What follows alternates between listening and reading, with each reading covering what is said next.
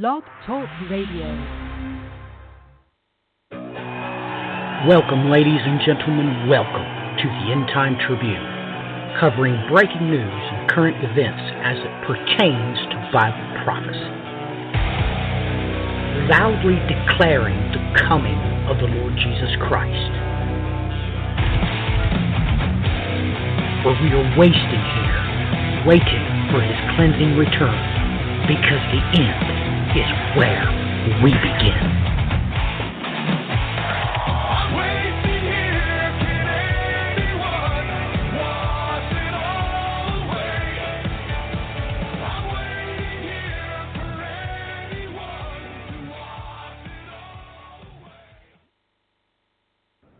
Welcome, ladies and gentlemen. Welcome to the End Time Tribune. This March the 17th, 2018. This proverbial countdown to destruction, ladies and gentlemen. Now, the Saudis have entered the game saying that, well, if Iran's going to have nukes, we're going to have nukes. And, ladies and gentlemen, the Israelis have no intention of letting anyone obtain nukes that's even remotely associated with the Arab League of Nations. This week we had a huge coronal hole appear on the sun on the magnitude of 800,000 kilometers across the face of the sun. Absolutely off the charts. I've never seen a hole with this birth appear on the sun. Ladies and gentlemen, we've had the Saudi crown prince in the news several times this week. Now he is being insulted officially by the Iranian government. He's being called, among other things, a simpleton. And the American Christian church is too busy watching the ball game to realize that the pressure cooker that's setting in the kitchen is way too high. Ladies and gentlemen, I strongly suggest that you fasten your seatbelts and get your trays into the upright position. You want to know why? Because when the rubber hits the road and the Lord your God stands up, oh my goodness, is there going to be one whopping shockwave. Why, you're going to pull those pistols and whistle Dixie.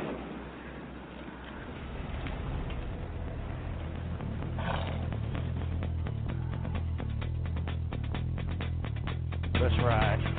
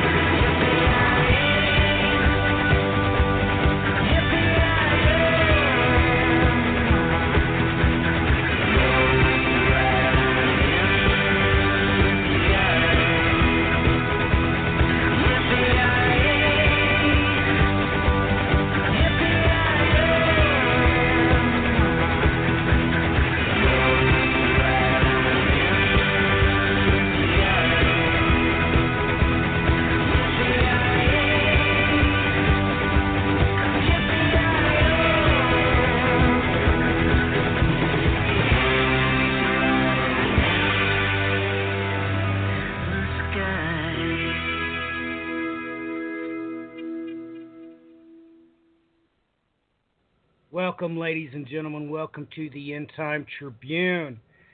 Well, Clinton, how's your week progressed, and what's been catching your eye in the news? Well, my week's been good in a personal aspect. Being able to hang out with my wife and just have things in perspective from that standpoint.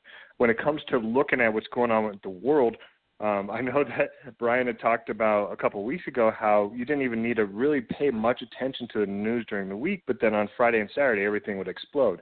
Well, this last week was completely the opposite. It started on Monday, and it just ramped up every single day after that.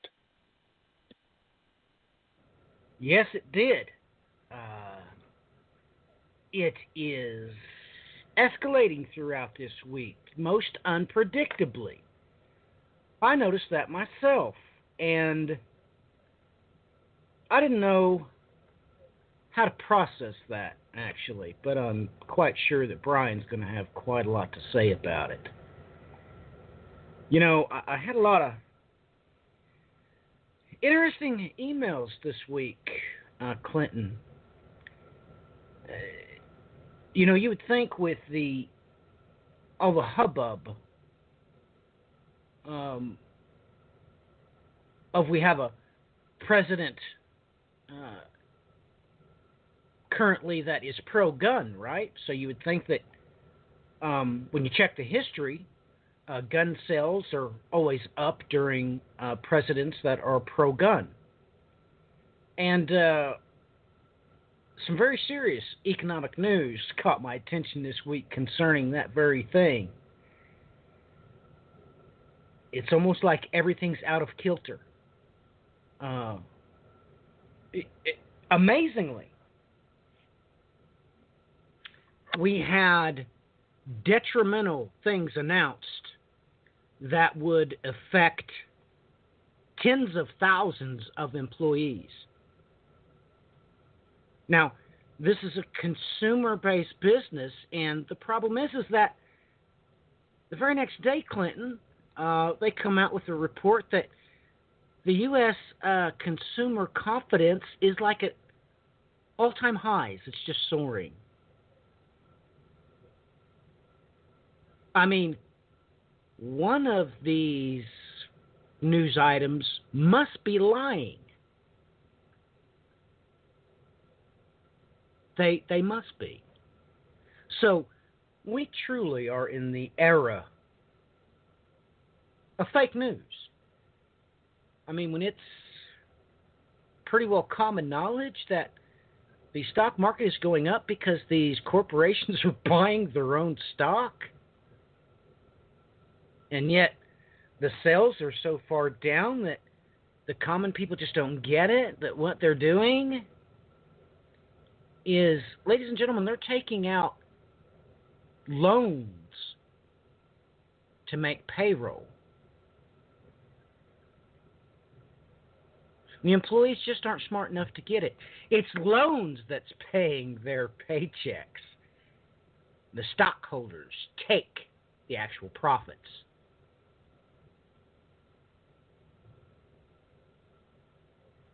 And I'm sorry if I'm the one that informed you of that.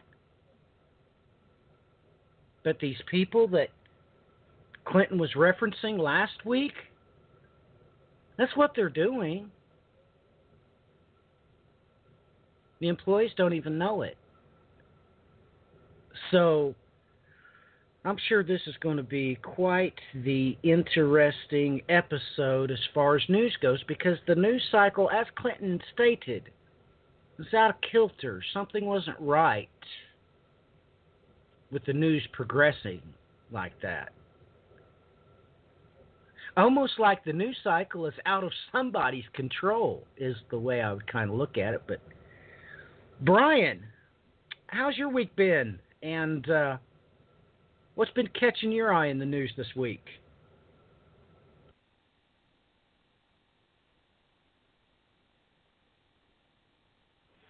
Well, considering I missed what that previous statement may have been, I'm kind of a little, without knowing what was said, I'm a little baffled on things being out of disarray because it's not what I've seen at all.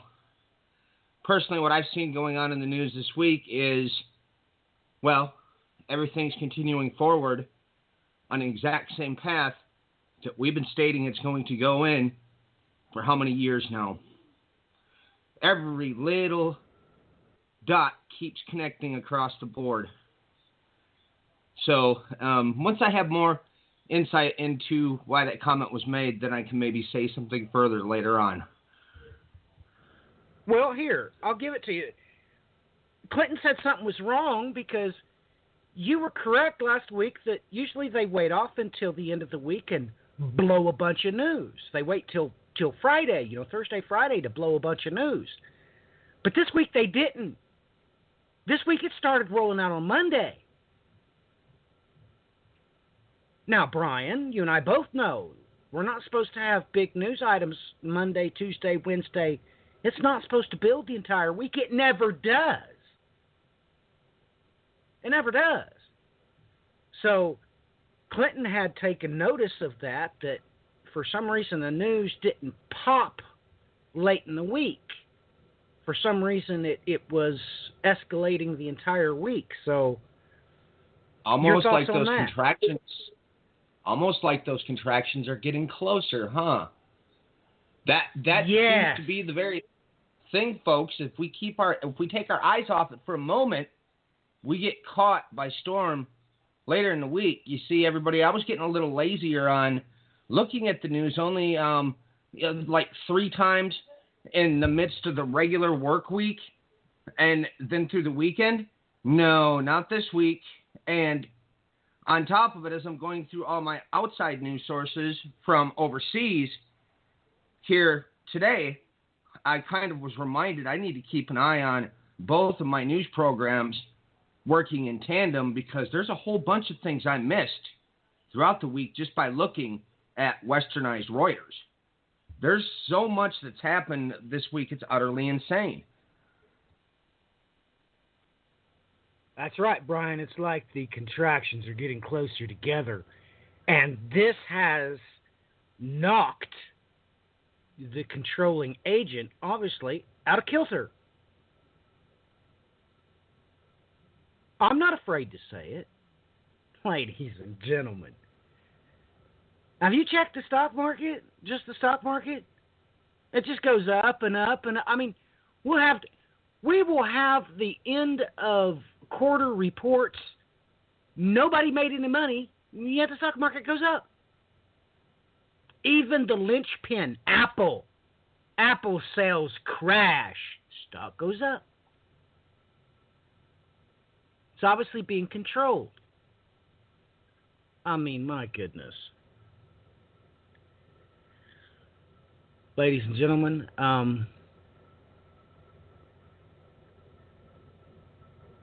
my point is that the controlling agents have been knocked out of kilter. They are losing their firm grip, shall we say. I mean, we got a whole lot of people that I know personally that's going to have to scramble to find a new place to even do their grocery shopping. Yet stocks went up this week. Stocks went up. And all the employees are just, ladies and gentlemen,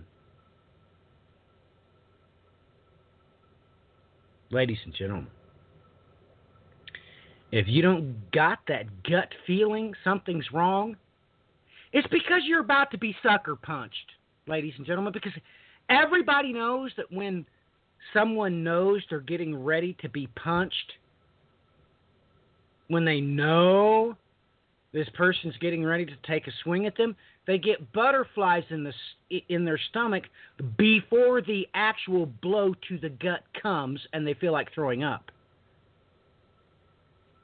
Okay? So if you don't have that feeling, it's just because you're about to be sucker punched. Because you don't know it's coming. And you can take that to the bank. By all means, please do. Well, Clinton, you have the floor. I'm going to do my best to try to go through as much of this information as I can. Like we mentioned earlier, the news is coming out so quickly that, the best way to look at anything is, look at my Twitter and you can see all the different news articles that are popping out, all have, prophetic significance. And it's getting out of hand. And I'm just going to start with talking about just something that just kind of shook me to the core in a weird kind of way. I mentioned, last week talking about how the system is put into place on how it's similar to, in essence, the Matrix. And a lot of other people have talked about how, the economic system is based kind of close to being the Matrix. But there's something that came out this week that is just like that. And the best thing I can do is, it was all over the news, but this one's from the Evening Standard. Silicon Valley entrepreneur Sam Altman joined startup company Nectome, a waiting list, to upload the contents of his brain onto computers so that his consciousness can live on after he dies. Now, Nectome was founded in 2016 by a pair of MIT researchers. And most recently, at MIT Technology Review, Nectome's founder, Robert McIntyre, said that the process will involve a high-tech embalming technique which causes customers to die. The living individual will be hooked up to a machine which pumps them with embalming chemicals, a method which is 100% fatal, the company claimed. The user's experience will be identical to physician-assisted suicide, Mr. McIntyre said. Nectome said on its website, our mission is to preserve your brain well enough to keep all of its memories intact, from the great chapters of your favorite book to the feeling of cold winter air, baking an apple pie, or having dinner with your friends and family.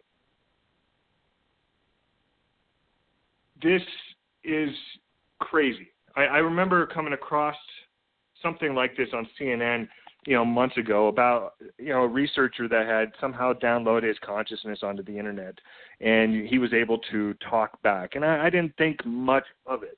But now we have Silicon Valley that is actually having this billionaire has already paid his $10,000 to be put on the wait list to have his consciousness downloaded so he can live eternally on the web.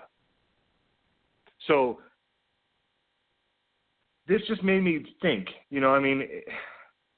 what kind of society are we headed towards? This merge between man and machine, this merge between man and animals. There was a report that came out that now they're talking about actually mixing human and ape DNA and trying to make a hybrid species between that. We're getting into an area of human civilization that is only similar to possibly the Babylonians back, when the Tower of Babel was destroyed. The only reason I can even say that is because somehow they had technology that was able to reach heaven or come close to it. And now we are getting to the point that we are having technology that is either going to download our consciousness onto the internet, or to merge our human DNA with machines or with animals. It's getting to the point that it's insane to think about that aspect. But that was just one little tidbit of something that stood out to me as well, because I was like, okay, well, that's getting a little, conspiratorial. That's a little crazy to think, that people are going to seriously download their intellect, their brain onto the internet. So I was trying to look for something more kind of eerie about what's going on in the world today, just based off of our social standards. And this came right out of Reuters.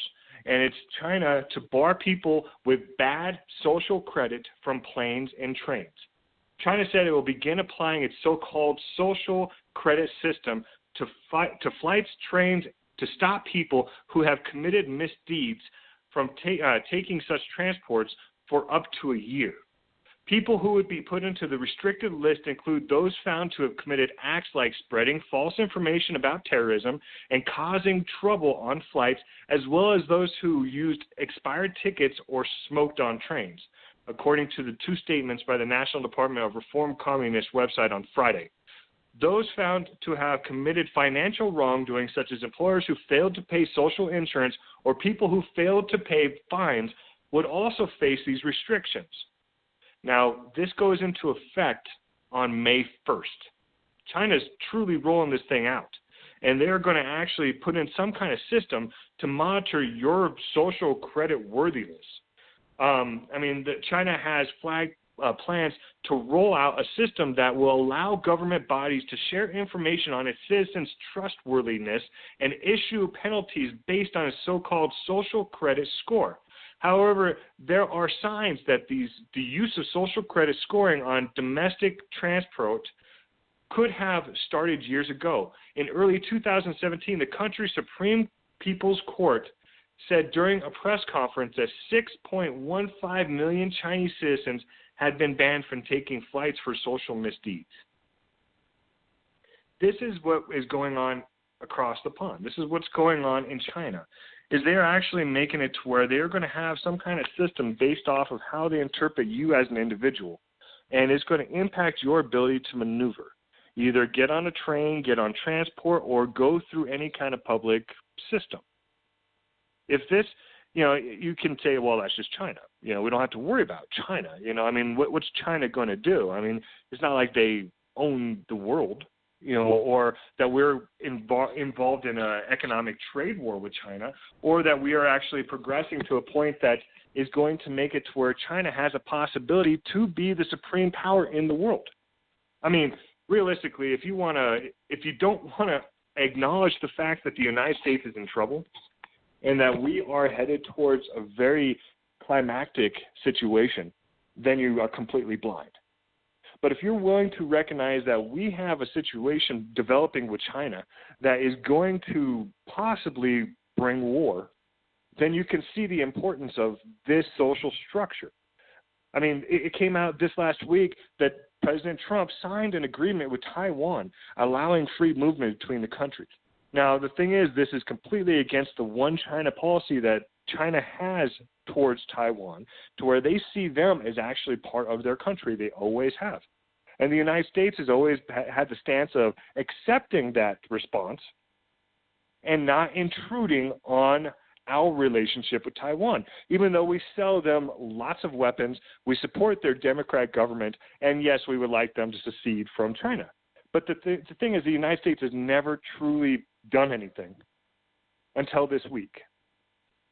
Until this week, when we signed an agreement with Taiwan recognizing them as an individual country outside of China. China's upset. They're very, very upset. Not only are we waging economic trade wars with China, which we talked about last week in depth, about the impact that that's going to have not only on the Chinese economy, but the United States economy and the world economy in general. But now we have a direct poke of the dragon, direct poke of China in an attempt to disturb them about Taiwan. China's made it clear through the history of Taiwan that if the United States ever does this, it's game on. That's one scenario that is developing out of what is going on with this trade war. Now, we have seen the sanctions and how they don't necessarily affect Russia anymore, how they don't necessarily affect North Korea, how they don't affect Iran, because all these countries are moving away from the petrodollar, moving away from the United States dollar. And this is a direct responsibility from their governments to do this to protect their interests. If you have a government that basically is running the world through economic tyrannism, that's what the United States is doing, then you are going to do everything you can to get away from that system. And that is what they have been progressing towards, and that is what they've been doing. There was a funny article that came out this last week about how something like 300 tons of gold fell out of the back of a plane leaving an airport in Russia. They forgot to seal it down, and gold was all over the tarmac and everything else. And there was just pictures of these bars everywhere. That's what is going on is China and Russia are stockpiling on gold because they anticipate the United States dollar crashing. Now, if you look at what's going on with the stock market, well, the market keeps going up, and has, it's all because of this tax plan, that Trump did, and Trump is so amazing for his tax plan. We already explained to you that the reason that the stock market's going up is because of the stock buybacks. Back when the tax plan was, before it was going to be approved, they talked about the trillions of dollars they were going to allow to come in from overseas, that from these corporations, these large corporations that had money trapped overseas and did not want to bring it in because they did not want to pay the taxes to bring that money back to the United States. So the tax plan goes through and allows that money to come into the United States at a discounted tax rate so that they, could buy the employees and make their businesses better and pay higher salaries. No. So they could buy their stock. So they could buy their companies. That's what the stock is when the company buys their stock back, they're buying back ownership of their company. Because when you have a huge economic crisis that's coming, if you are subject to the stock market to where your financial reliability depends on how the shareholders see your company, you are in jeopardy when an economic downturn happens. So yes, you're going to allow the companies to bring their money back in to buy their stock, which then increases their stock price regardless of their earnings, because it's a company buying their stock, and that's exactly what's happened. We've talked about this numerous times. So, anyone that's telling you, oh, well, the economy's doing great, everything's doing wonderful, well, it depends on what spectrum you look at. If you are part of the class of Americans, and yes, we do live in a class system, if you are part of that class that you have investments, that you can play the game of the stock market, if you can play the game of buying bonds and playing with currencies and having the disposable income to invest, then yeah, you're having fun because you're investing in something that's guaranteed to go up because the big money is moving in. But we have a large population, close to 2/3 of the United States population, that does not have that ability, that does not have the ability to invest, put money in the stock market, put money in bonds, and they are seeing their way of life deteriorating. I mean, this last week we found that Toys R Us is liquidating every single store across the globe. That's 800-some stores in the United States and another 300 stores in the UK. Just, they could not find a buyer. They could not find anyone to actually purchase their company, so they're just going to sell everything off and close it down, and all those people are going to be without jobs. This is a company that's been around for a very, very long time. We have iHeartRadio, the same situation. They just declared bankruptcy this last week. And we talked about the numerous bankruptcies that happened last year and how they anticipate the same thing happening this year. So, yeah, there's a huge disconnect from the class system that has money that can invest and play the game and the class system that does not have money that cannot invest the game. The separation between the rich and the poor. And that's why you have the stock market going up like this, and you have traders and investors talking about how everything's going to go up because they're in a stage of euphoria. They're in a stage of believing that the market's going to continually go up and it's never going to go back down. They said this during the dot-com bubble. They said this during the housing bubble, and they're saying it now. That is exactly what is happening. But if you look at real America, they're broke. They're going bankrupt. They're losing their jobs. They can't find jobs that actually pay what they used to. We've had numerous accounts of companies like Uber that are paying their employees equivalent to $2 an hour. I mean, how are you able to have a mortgage for a $400,000 house when you make $2 an hour? It just does not work. It does not work. The system is set up to where it's allowing those that have money to actually benefit from it. And the system is continuing. We talked about that once Jerome Powell was brought in as a Fed chairman, and what he was going to do, I told you this, what he was going to do. The only difference between Jerome Powell and Janet Yellen was that he believes in deregulation of the banks. That's the only difference between the two. And this last week, the Senate did exactly that. They approved a plan, 67-31, that would basically make it so that the banks do not have to hold as much reserves as they used to. And they made it to where banks that are have less than $250 billion worth of assets are going to be part of this exclusion. $250 billion worth of assets on one bank. All of a sudden, they're going to be able to spend all this money that they're supposed to hold in the bank to cover their losses. And the reason that they plan on releasing this, and again, I told you this is happening, is they are planning on selling their assets. The same thing that they did in Greece. Back when Greece was going through all of their issues and their bailouts, they were told that they need to sell assets to pay off the IMF. They needed to pay off their loans, so they sold the majority of the government buildings to do this. Now the United States is in the same situation. We saw where they opened up a lot of the federal land so that they would be able to be purchased. We saw that this last week there was a delay that was put on the sale of mineral rights that were going to be associated with those lands.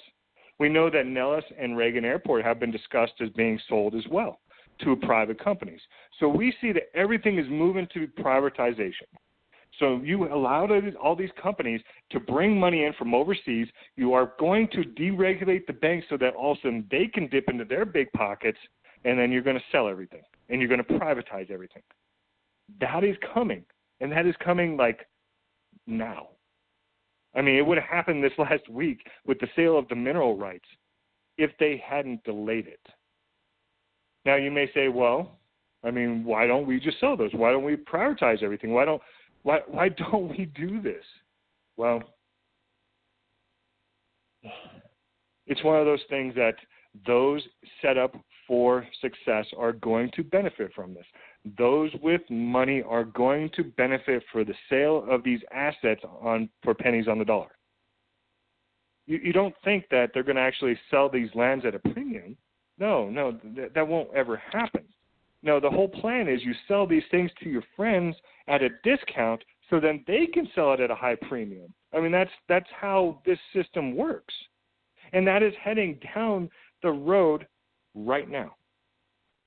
Oh, and by the way, Trump is also talking about Tax Plan 2.0 that he hopes to have rolled out by November, to make the tax plan even better, to give businesses more of a tax break. He's saying that he plans on having something in there for individuals as well, making theirs permanent. But he always harps on the business side of it, always to help the businesses. So, yeah, trickle-down economics is definitely in play. And unfortunately, you can see how this is causing a separation between the rich and the poor. Now, in my home state of Colorado, the best example I can give you is the election that happened before Trump was elected was a midterm election. And in that election, there was counties on the western part of Colorado that voted or had the opportunity to vote to secede. They wanted to make their own state. And part of the reason that they wanted to do this is because Denver, Colorado Springs, Pueblo, the main population centers, had so many votes compared to the western half of the state of Colorado that they were controlling all of the legislation, that they were making sure that everything got passed to benefit the people on the eastern half of the state, not the people on the western half. So they actually had a vote, and it almost passed to secede at that point. We're talking rural America versus the cities. When you look at the election map when Trump was elected this last time, the major cities were blue, the rural areas were red. That is what's happening to the United States right now. People are saying that this rise of nationalism, this rise of the conservative right, this rise of the neo-Nazis, the rise of all of this crazy stuff that's happening across the globe is just based off of hatred. But you control everything based off of economics. If you sit there and you have rural people where you're taking their jobs away, you're closing down their businesses to where they can only buy things online, and then they don't have a job to go to, so they can't buy anything, so they have to leave, those people become bitter. Those people become hated. Those people hate whoever they want to hate, and they have no one to blame because they've been indoctrinated to believe that one party or the other has their benefit, has their back. And the truth is neither party does. Each one has their constituents that they want to back, or the ones that give money to their program, to their election to actually get elected. Those are the ones that they actually back. They're not going to back the average American that's sitting out on, in the middle of nowhere that has a small little farm that can barely pay the taxes on it. they're not going to actually help that person because, well, that person will end up losing it to the bank. The bank will then sell it at a profit to some wealthy person and put a big house on there, and the property values will go up, and then taxes go up. So it's actually a benefit for them to disregard you. That's how the system is set up. That's how you have the disconnect between those that play the game and those that don't. Those that have means to play the game and those that don't have the means to do so. That is what the separation is going on between the United States. And it is being twisted in a very negative way. And the reason that I say it's being twisted in a negative way is you look at the walkouts that the students across the United States did through the high schools where they walked out of the school to protest gun violence. Okay, the whole freedom of protest is something that is very, very valuable as part of our democracy. If we lose the ability to speak out and protest no matter what age we are, then we lose a major, major aspect of our democracy. And I don't care if you're a child or an elderly person. If you don't like the way that your country is going and you stand out and make your voice known in the way that these students did, my hat is off to you because you made your stance known. You may not have people agree to you, but you did it. You stood up for your right for your expression. Now, the problem is the hatred that comes out of that. And the hatred is very, very aggressive at this point. I mean, I tried watching Fox News, and the way that they were talking about some of these students and disregarding them based off of their age or disregarding them because they have no idea what they're talking about. When do we accept that we're all in this together, that we are all seeing this country progress in a way that none of us want to see it because it's heading to division and war? If you don't want to admit that, then you got to wake up. We are so divided as a country right now. And you can name every different facet, based off of race, based off of economics, based off of political standing, based off of, ethnic origin, based off of country, whatever you want to say, we are divided. And this separation is getting worse. It's just continually getting worse, and it's going to get worse. Now, if you want to look at, for instance, like what's happening, for instance, in the Trump administration, that is the separation as well, is we have a commander-in-chief that is showing the American people that it's okay just to fire someone if they disagree with what you're saying. I mean, we had Rex Tillerson, we had Cohen, the economic advisor, that were fired, and numerous other people that were fired. And it's getting to the point that we've had over 20 people leave the Trump administration since he's been in power. Now, I was trying to wonder why all of these mass firings. It doesn't make a lot of sense unless you look at it from the directive of the 25th Amendment. I've talked about the 25th Amendment before, but basically what you have to have is you have to have at least a majority of the 15 cabinet members that work under the President of the United States vote and say he is not competent, plus the Vice President. So as long as you have 8 cabinet members that say, hey, we do not agree with this guy, and Mike Pence go along with it, they can oust the President of the United States. So what Trump is doing right now is he's firing everyone in the cabinet that disagrees with him. So that way they won't be able to come up with the 8 to actually do the 25th Amendment. That is what the agenda is that's going on with all of these firings right now. That's the plan, is you put people in place that will do whatever you ask them to do. And when you think of the way that our society is moving, with the lack of care for those that are the less of us and the more care for those that have a lot, we're headed for a very, very destructive turn. I remember hearing, an old saying that basically said that a nation is graded on how they treat the least of them. And how we treat our homeless right now, how we treat our veterans right now, how we treat the people that don't have quality jobs right now, that is what our country looks like. Not how the stock market's going, not how things are progressing. Like that. That's how we are set up. Now, one other thing I wanted to talk about is this whole thing that's going on between the spy that the Russian spy and his daughter that were poisoned in the UK, and how, this is a massive investigation to where people are being put in quarantine in the UK and tested out for this poison, and they're saying that the poison can only be traced to Russia. I mean, the US, the UK, France, Germany all came out saying that this can only be traced to Russia.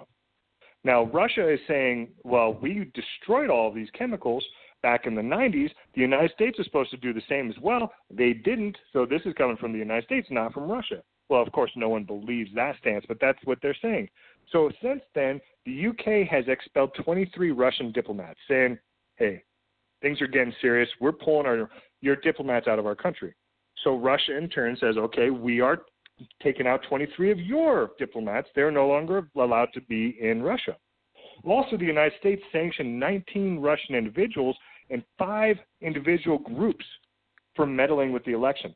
So the United States government actually truly recognized that Russia meddled in the election, and they also came out saying that Russia's been meddling in our power grid, saying that they've been hacking into the power grid and monitoring, just watching how we do our security measures, how we do everything, and they haven't technically done anything yet to the power grid, but they've been in there for over a year. So this whole thing is heating up drastically between Russia and the rest of the world.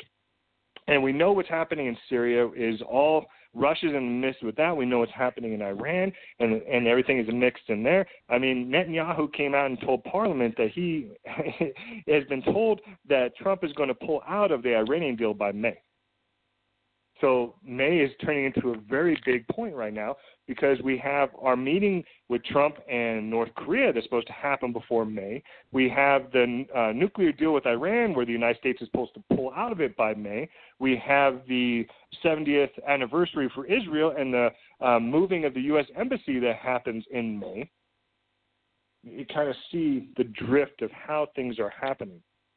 Now, before it even gets to May, there's one other weird thing that no one's really talking about, and that is this Chinese satellite that has lost its orbit around the Earth.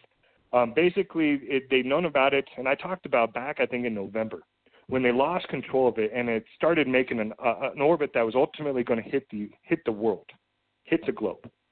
Well, they originally said that it was going to happen between March 24th and April 19th. But no, as it gets closer, then they can kind of narrow down when they anticipate the actual satellite coming in. And they're saying that the satellite is going to probably come in between March 30th and April 6th. Now, the problem with the satellite is it's been in space.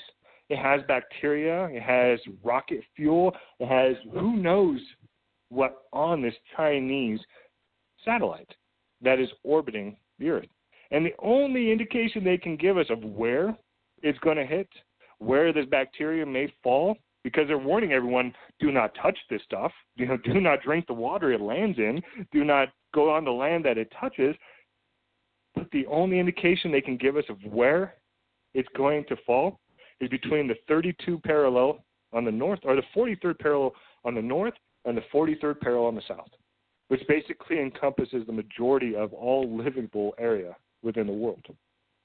So this is happening within the next 2 weeks. So just adding on to all of this, that's just a piece. That is just a tiny piece of all the things that have been happening this week. And Matthew, before I hand it back over to you, all I have to say is we are heading to something very, very quickly. It is moving so fast at this point that we may see something develop in Syria in very, very, very, very soon. So I'll hand it back over to you, Matthew. Well, let me add a little bit of fuel to your fire there. Clinton, we're going to stop the sanctions on Iran. Okay, I'm just going to tell you this. I already shared the article on air, even give you the names of the specific companies that were talking to the POTUS about building the nukes for the Saudis. Correct?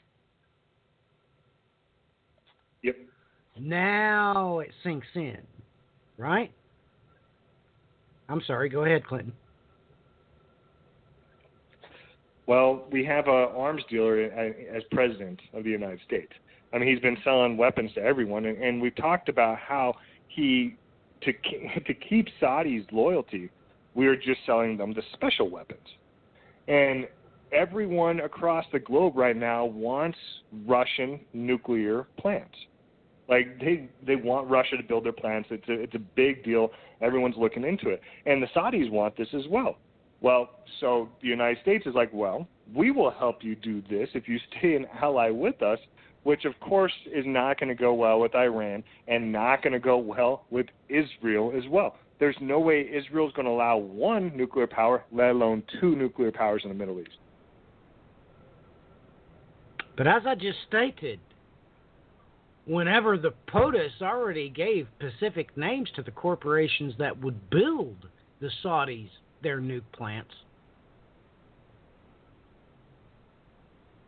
and all the stupid Americans don't realize that the Israelis know exactly what's going on, ladies and gentlemen. They already have surmised what I pointed out. Once this public statement was made that we had American companies willing to build nuke plants for the Saudis, the Israeli IDF realized that America was getting ready to betray them. Because, ladies and gentlemen, this is about the cash. The POTUS don't give a flying rip about Iran, North Korea, yada, yada, yada, yada, yada. Ladies and gentlemen, you know that little spill that Clinton was just talking about? Well, let me rain on your party, okay?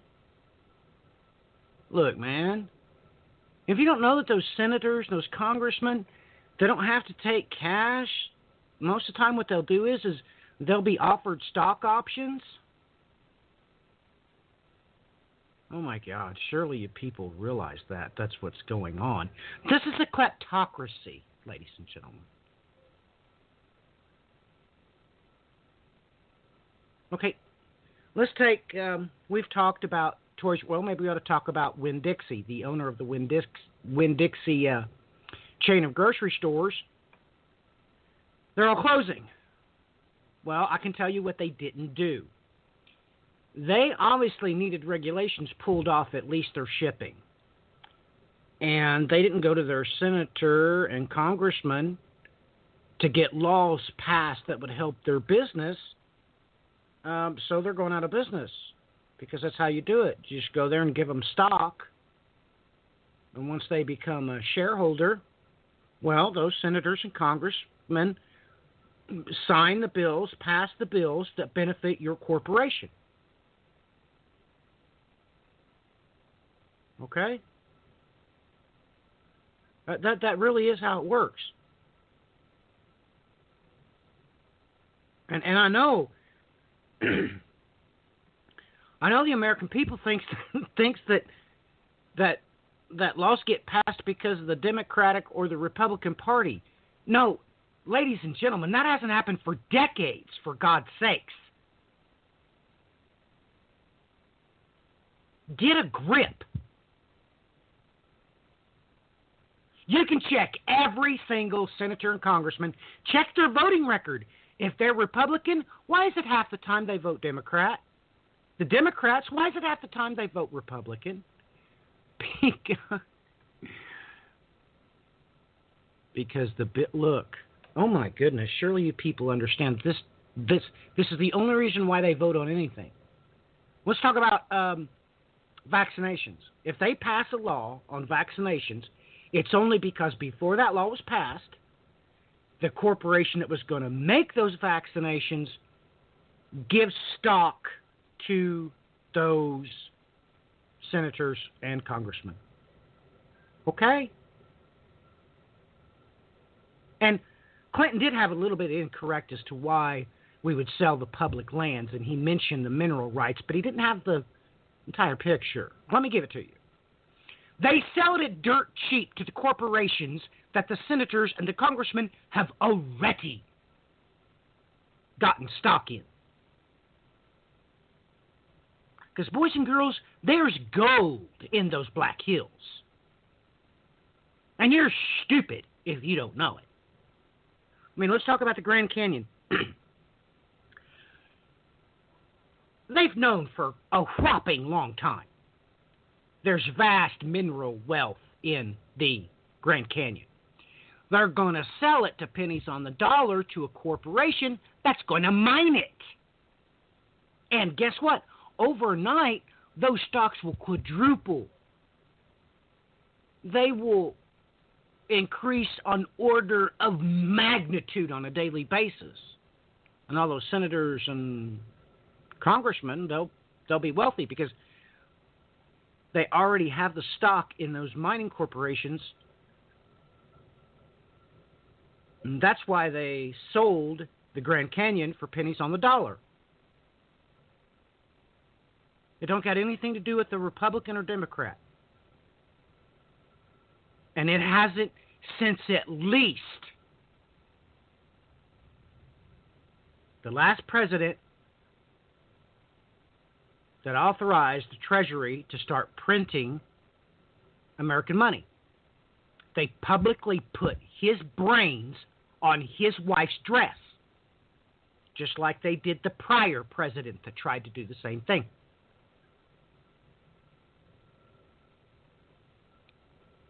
You need to get a grip, ladies and gentlemen. There's no such thing as a Republican or Democrat. The only thing in existence in the United States right now is a kleptocrat. This is a kleptocracy.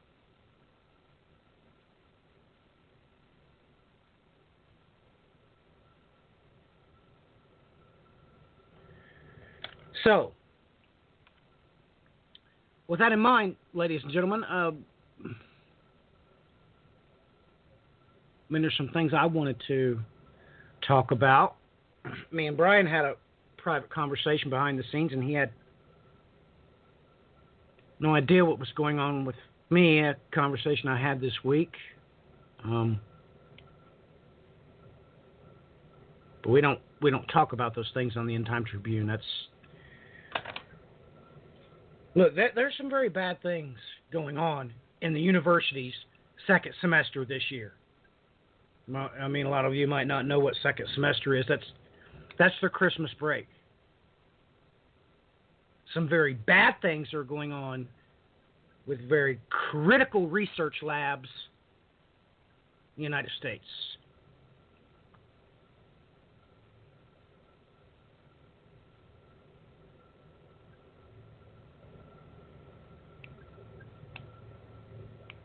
If you don't have that gut feeling, it's only because you're about to be sucker punched. That's it, ladies and gentlemen. So,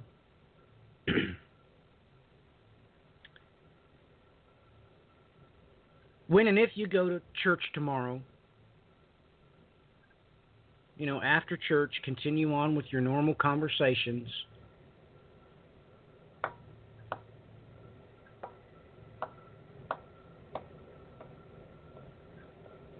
Continue on as business as usual. Well, that's what God said you were going to be doing.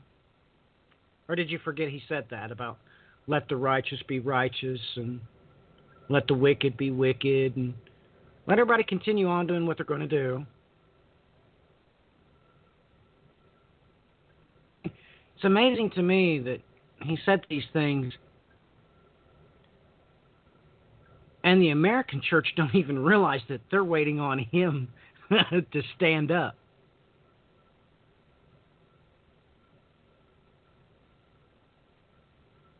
Ladies and gentlemen, that's the next heavenly incursion you're going to encounter. Is going to be the great day of he who sitteth upon the throne. You're going to have a reckoning with the Lord your God. And then you're going to have the most awesome Selah moment. Everybody on the planet. You better read Isaiah chapter 24 and memorize the contents of the sixth seal in the book of Revelation. La-di-da-di, everybody knows, because you've had a divine Salal moment as he's ridden the cloud for glory, his glory. That's what come out of his mouth. That's what he said. He wasn't joking. Okay?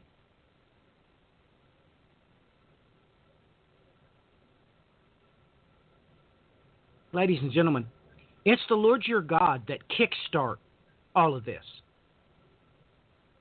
He's what kickstarts it.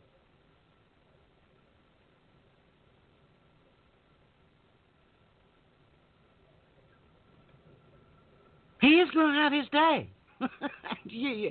And you don't have to like it, but it's coming. And you're not going to have the pleasure of being introduced to his son until 1,260 days later.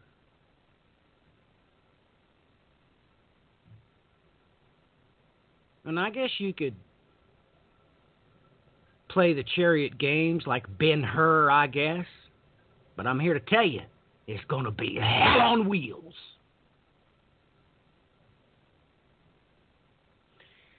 And you know what? The Lord your God said this too. You're an idiot if you presume that you're going to ascend the heights of heaven. That's a bad thing to think about. He never said you were going to heaven. Never.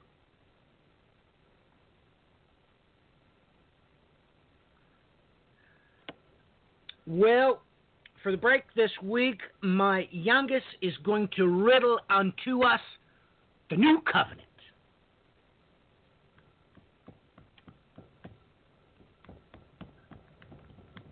Then we'll play a favorite of my oldest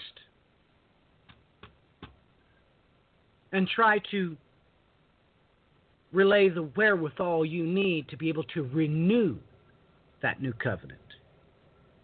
My name is Matthew Miller, and I am a servant of the Lord my God, and I don't fear nothing.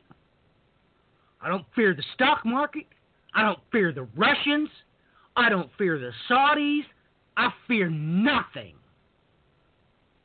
except the Lord my God. And it is He and He whom I serve alone.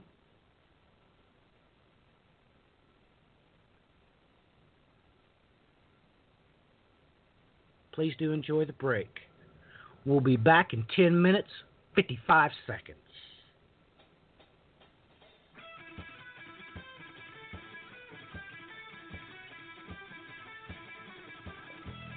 Hebrews 8 and 9. Now this is the main point of the things we are saying. We have such a high priest who is seated on the right hand of the throne of the majesty in the heavens, a minister of the sanctuary and of the true tabernacle which the Lord erected, and not man.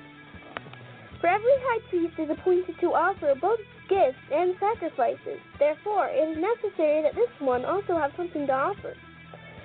For if he were on earth, he would not be a priest, since there are priests who offer the gifts according to the law, who serve and copy and shadow the heavenly things, as Moses was divinely instructed when he was about to make the tabernacle. For he said, "See that you make all things according to the pattern shown you on the mountain." But now he has obtained a more excellent ministry, inasmuch as he is also a mediator of a better covenant, which was established on better promises. For if the first covenant had been faultless, then no place would have been spot for the second. Because finding fault with them, he says, "Behold, the days are coming, says the Lord, when I will make a new covenant with the house of Israel and with the house of Judah, not according to the covenant that I made with their fathers in the day when I took them by the hand and led them out of the land of Egypt, because they did not continue in my covenant, and I disregarded them, says the Lord. For this is the covenant that I will make with the house of Israel after those days, says the Lord. I will put my laws in their mind and write of them on their hearts, and I will be their God, and they shall be my people. None of them shall teach his neighbor and none to his brother, saying, Know the Lord, For all shall know me, from the least of them to the greatest of them. For I will be merciful to their unrighteousness and their sins and their lawless deeds I will remember no more. In that he says, a new covenant. He has made the first absolute. Now what is becoming absolute and growing old is ready to vanish away. Then indeed, even the first covenant had ordinances of divine service and the earthly sanctuaries. For a tabernacle was prepared, the first part, in which was the lampstand, the table, and the showbread, which is called the sanctuary. And behind the second veil, the part of the tabernacle which is called the holiest of all, which had the golden censer and the ark of the covenant overlaid on all sides with gold, in which were the golden pot that had the manna, Aaron's rod that budded, in the tablets of the covenant. And above it were the cherubim of glory overshadowing the mercy seat. Of these things we cannot now speak in detail. Now when these things had been thus prepared, the priests always went into the first part of the tabernacle, performing the services. But into the second part the high priest went alone once a year, not without blood. When he offered for himself and for the people's sins committed in ignorance, the Holy Spirit indicating this, that the way into the holiest of all was not yet made manifest, while the first tabernacle was still standing. It was symbolic for the present time, in which both gifts and sacrifices were offered, which cannot make him who performed the service perfect in regard to the conscience. Concerned only with food and drink, various washings, and fleshy ordinances imposed until the time of Reformation. But Christ came as high priest in the good things to come, with the greater and more perfect tabernacle, not made with hands, that is, not of this creation, not with the blood of goats and calves, but with his own blood he entered the most holy place once for all, having obtained eternal redemption. For if the blood of bulls and goats and the ashes of a heifer, sprinkling the unclean, sanctifies for the purifying of the flesh, how much more shall the blood of the Christ, who through the eternal Spirit offered himself without spot to God, cleanse your conscience from dead works to serve the living God? And for this reason he is the mediator of the new covenant by means of death, for the redemption of the transgressions under the first covenant, that those who are called may receive the promise of the eternal inheritance. For where there is a testament, there must also of necessity be the death of the testator. For a testament is in force after men are dead, since it has no power at all while the testator lives. Therefore, not even the first covenant was dedicated without blood. For when Moses had spoken every precept to all the people according to the law, he took the blood of calves and goats with water, scarlet wool, and hyssop, and sprinkled both with the book itself and all people, saying, "This is the blood of the covenant which God has commanded you." Likewise he sprinkled with blood both the tabernacle and all the vessels of the ministry. And according to the law, almost all things are purified with blood, and without shedding of blood there is no remission. Therefore it was necessary that the copies of the things in the heavens should be purified with these. But the heavenly things themselves with better sacrifices than these. For Christ has not entered the holy places made with hands, which are copies of the true, but into heaven itself, now to appear in the presence of God for us. Not that he should offer himself often, as the high priest enters the most holy place every year with blood of another. He then would have to suffer often since the foundation of the world. But now, once at the end of the ages, he has appeared to put away sin by the sacrifice of himself. And has it appointed for men to die once, but after this the judgment. So Christ was offered once to bear the sins of many. To those who eagerly wait for him who will appear a second time apart from sin for salvation.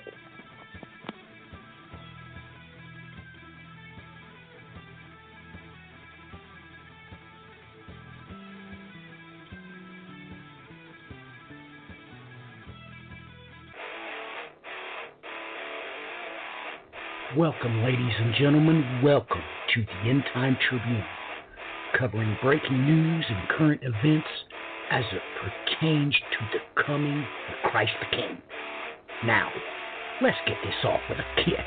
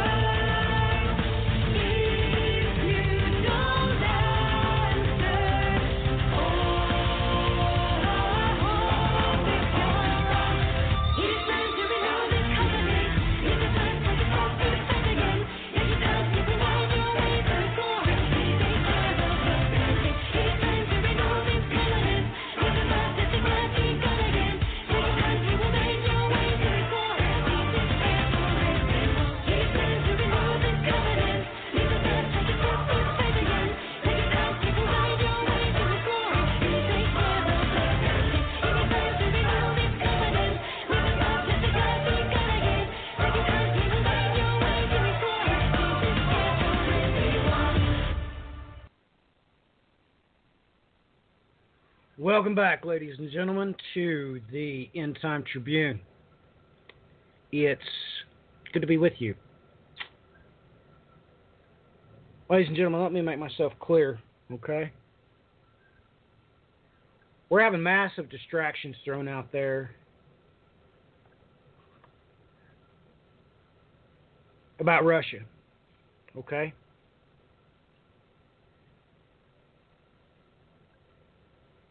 And let me relay to you what's really going to happen. You all know about all those Nazi conspiracy theories, right?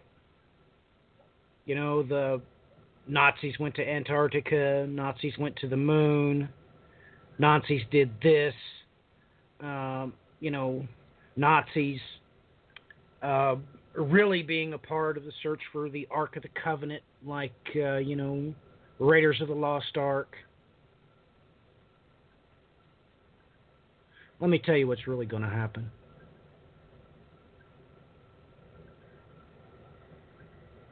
if we get into a conflict with the Russians,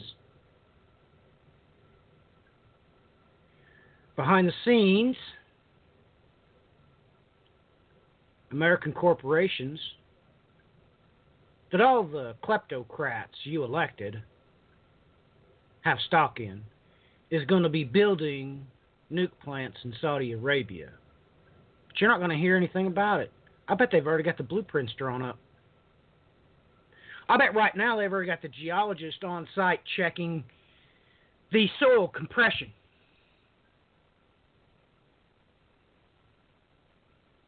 I bet they've already got 3 sites already in mind, and the geologists are already there checking how the soil compression ratio is right now as we speak.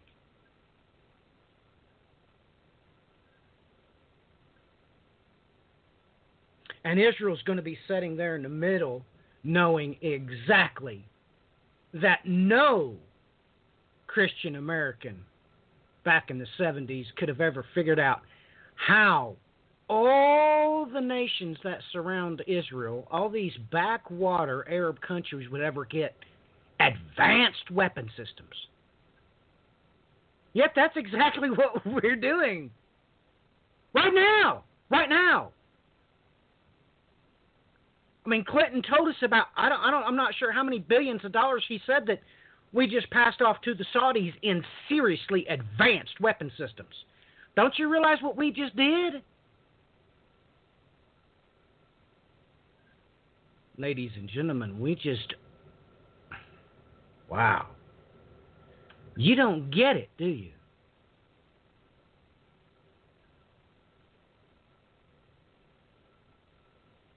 We're going to lift those sanctions on Iran. You will probably never be told. They're never going to tell you. They're going to let those get started so the American corporations that's going to build the Saudi ones can begin construction and their stocks can skyrocket. But I'm telling you, they're not going to let you know about the Iranians starting on theirs. But they're literally going to give them permission to do it so the American people will allow the nuclear plants to be built in Saudi Arabia. And you're stupid if you think that the Mossad don't know this. You're just flat stupid.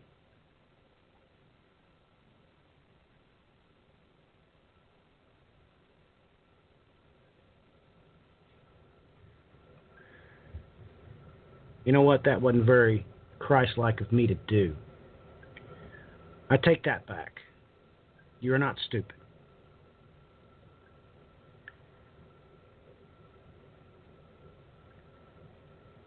You're just going to keep believing fake news.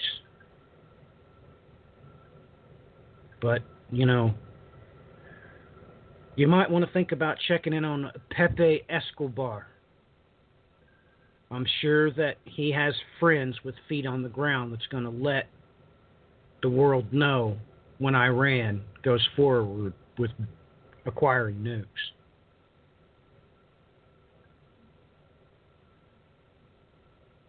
Pepe's good stuff. We ought to have him on again, Bri. I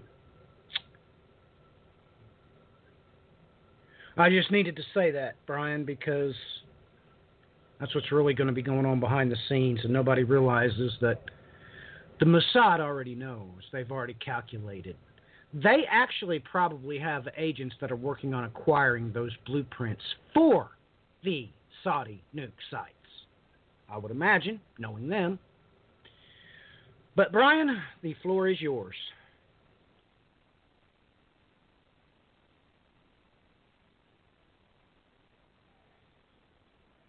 Well, how I proceed here at the beginning, I think, is to address the factors of what you just brought up. And I don't think we exactly are going to agree on a couple of these points.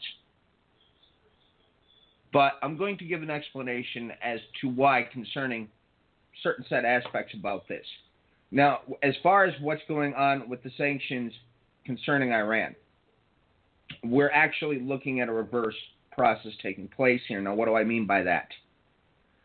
Essentially, what is taking place, and this is where things get rather confusing according to what Western media is saying and what media is stating on the ground in the Middle East.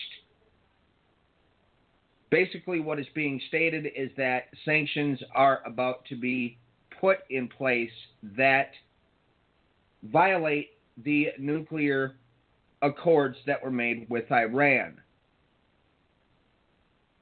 All of the European Union this week got together because of the pressure that Trump has been putting into place, stating that he was going to break off those nuclear accords.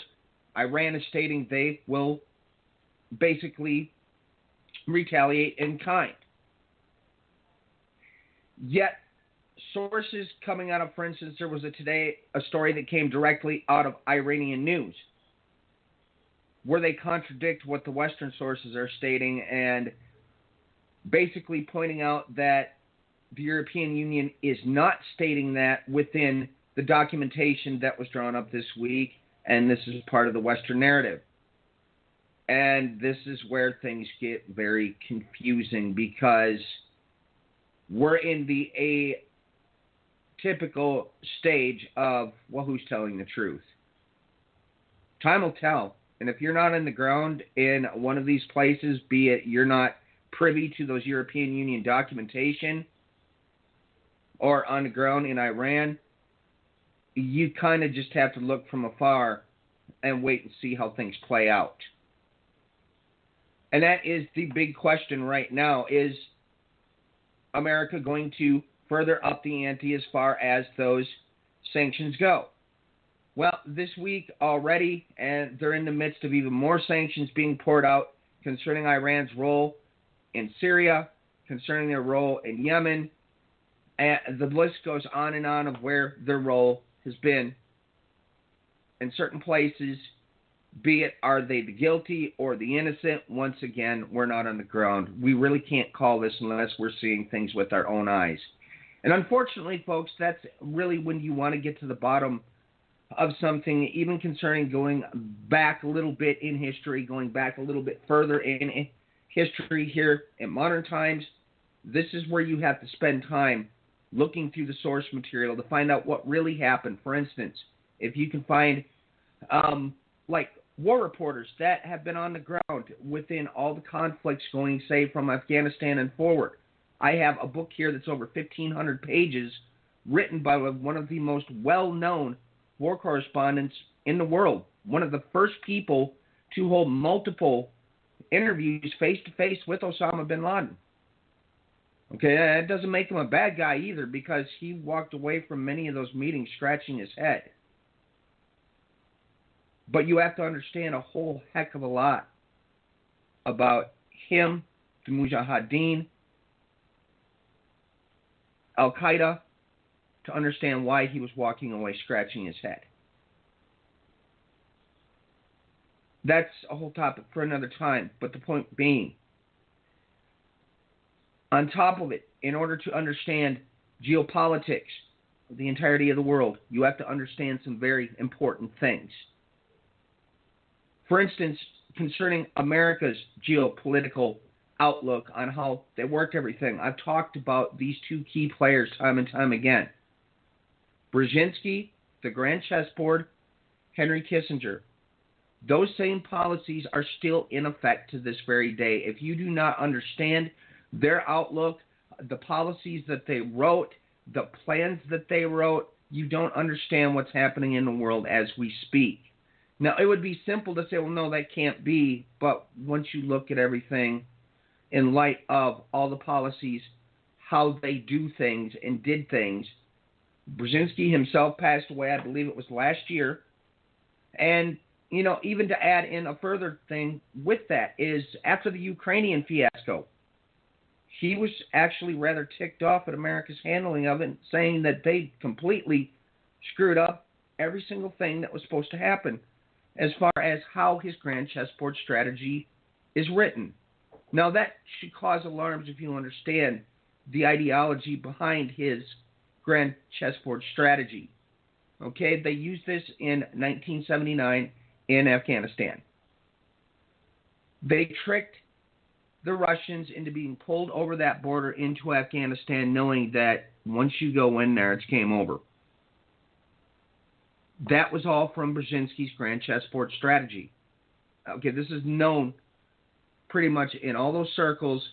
You can find this in a billion different reputable documentaries, reputable authors' books, etc. On down the line.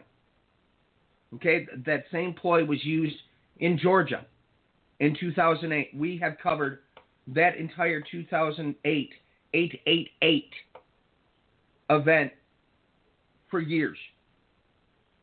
David Flynn did a very eye-opening piece on it when it all broke out, and we ended up going back because we found very important things going on concerning Mr. Mikhail Saakashvili, who does not disappear. He's still in the news. He went from Georgia into the Ukraine. Okay, what was his role in Georgia in 2008? Well, in the middle of the night, folks, Russia suddenly gets a barrage of missiles. Or not Russia, the Ossetia. Barrage of missiles comes flying in after Saakashvili launches them. Saakashvili is a war criminal. This is common knowledge. Everybody knows this. Okay, he initiated that war. But what happened here in the West while the election was going on? We had, I believe, what is his name? I believe it's McCain off the top of my head, was running for president at that point in time. The neocons were using this as a running point to get into office at the time of the election between the two, Obama versus the other one. We've got things going back in history where Trump was over hanging out with Saakashvili in the midst of all this. I mean, folks, he's got multiple real estate deals out there with Saakashvili. And the guy is known worldwide as being a war criminal. What he did was illegal. The whole idea, once again, to pull Russia into conflict. What happened in the Ukraine, we talked about this a billion times. I really don't like going in these circles over and over again. They did the same thing. They pulled Russia over the border. Okay? This is where we're seeing these sanctions go into place. You see, that's that side of the pond. But going back where I started with this, with what's happening with Iran, the sanction mumbo-jumbo that's going on, the things concerning nuclear weapons versus nuclear plant, again, like I brought up, this is far more complex than meets the eye. Okay, folks, as far as the legitimate evidence concerning that Iran was ever going to be building nuclear weapons, there are experts that will tell you the very same thing that's about to come out of my mouth. Nobody really has an absolute indication that they were even planning to do so whatsoever, because the evidence backing it was very fishy. No,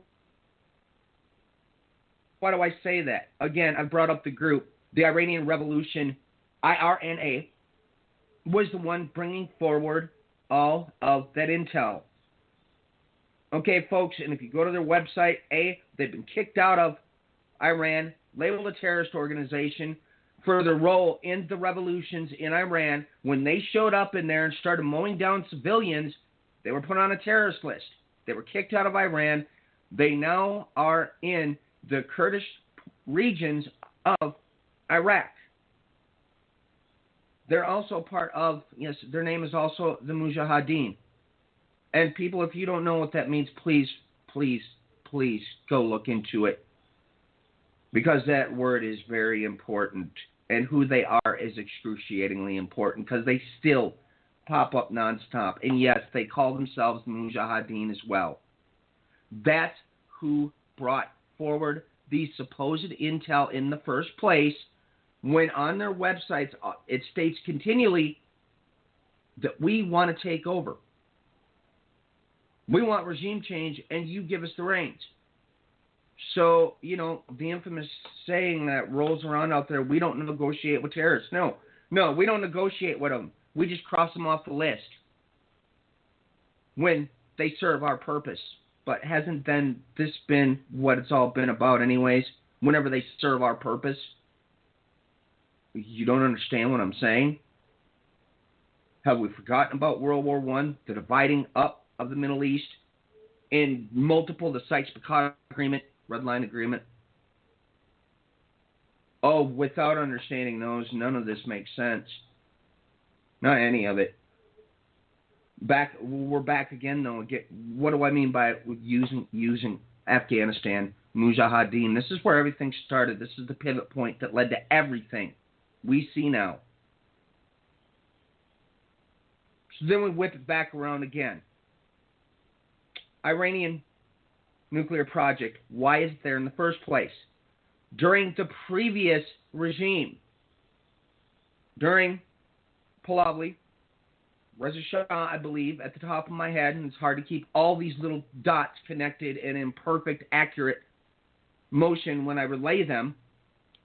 All right, they started up a deal with them. Iran had spent billions of dollars buying these nuclear power plants. Basically, France and different portions of Europe were the main ones that were behind giving these power plants to them with these deals. Okay, the new regime comes in, and suddenly they pull out. Folks, I have said this time and time again, though, but what you don't seem to comprehend, anytime somebody tries to nationalize those oil fields, it's always been game on. Britain, BP, British Petroleum, had rights to all those oil fields. In Iran, contracts that were signed that were a complete ripoff from the get-go. Okay, this started, yes, in the midst of World War I, World War II. Okay, do you understand how it is that they found those oil fields in Iran in the first place? Because, for me that spent a vast amount of time in history, this is fascinating.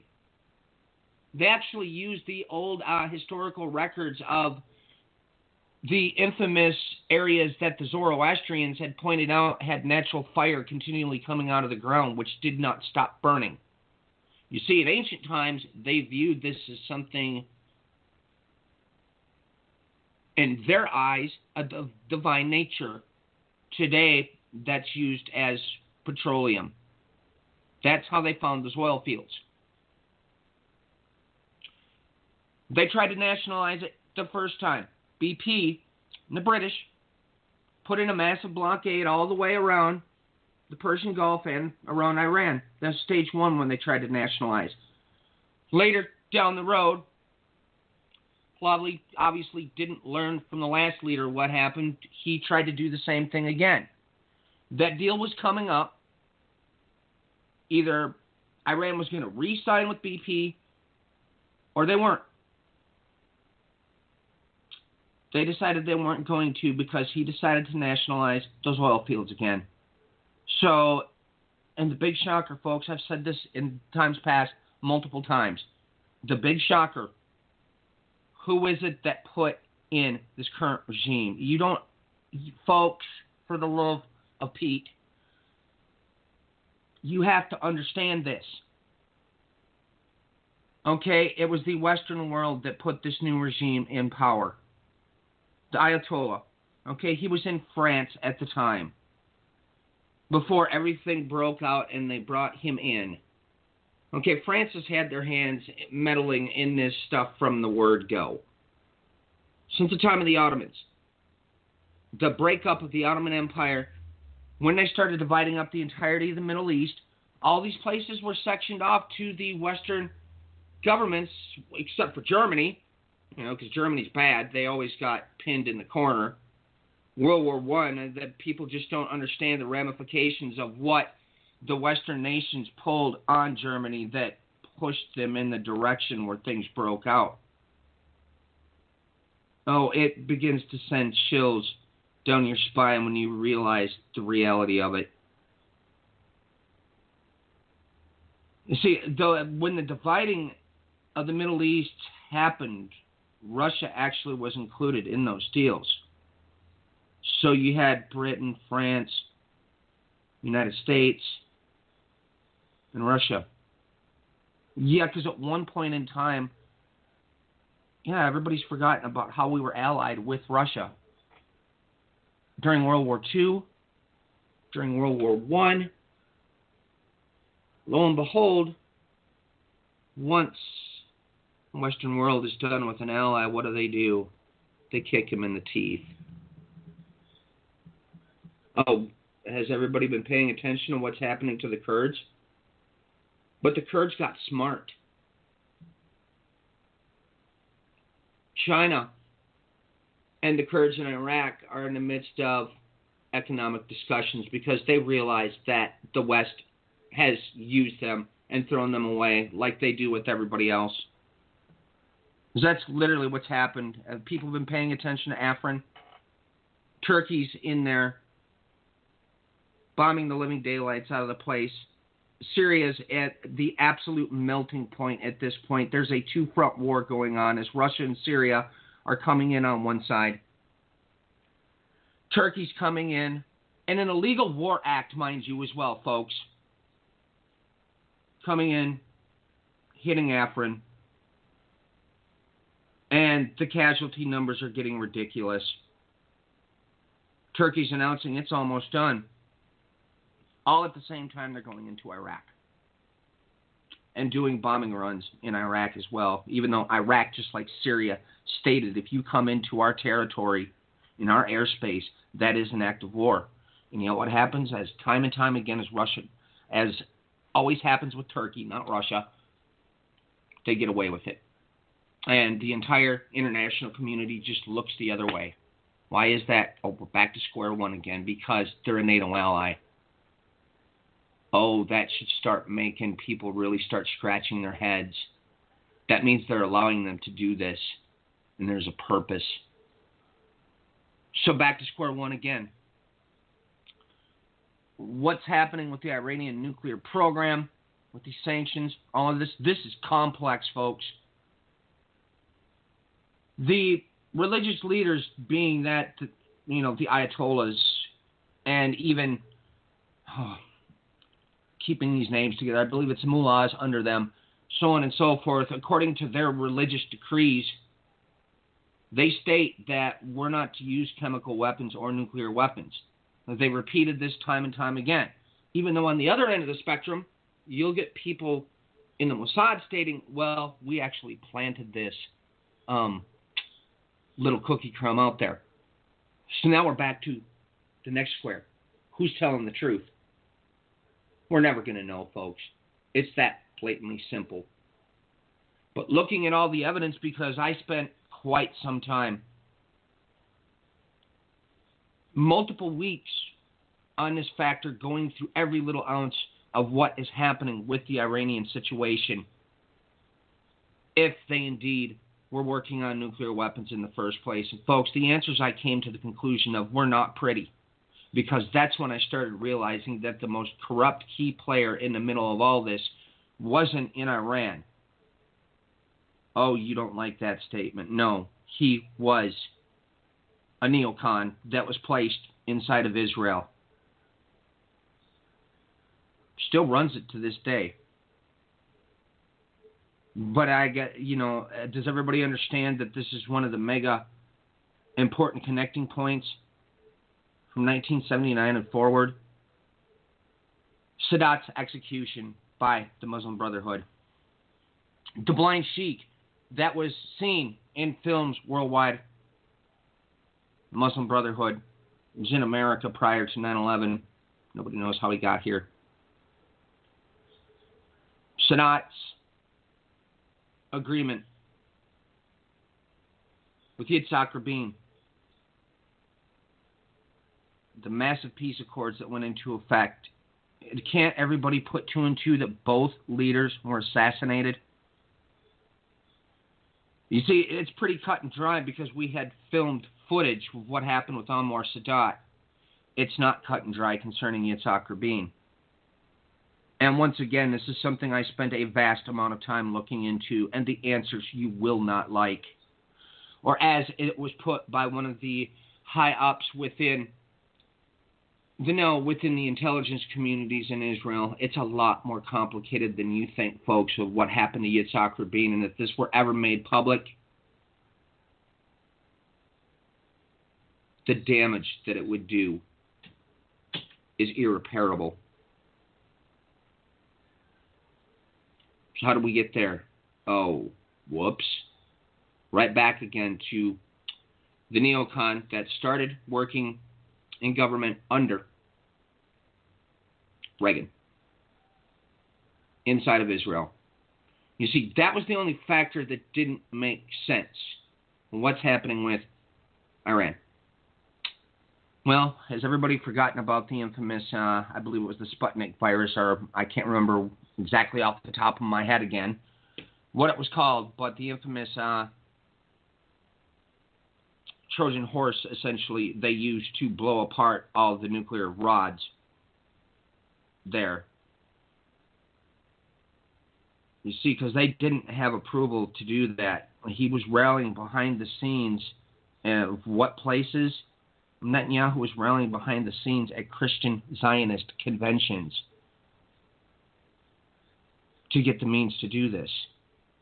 You see, the administration at that point in time was trying to stop this because they were afraid this was going to lead into a full-scale explosion in the Middle East when things were already bad enough as is. You know, the invasion and occupation of Iraq. What's happening in Syria? Syria is just absolutely and completely out of control at this point. It is far worse than at any stage, I would have to say.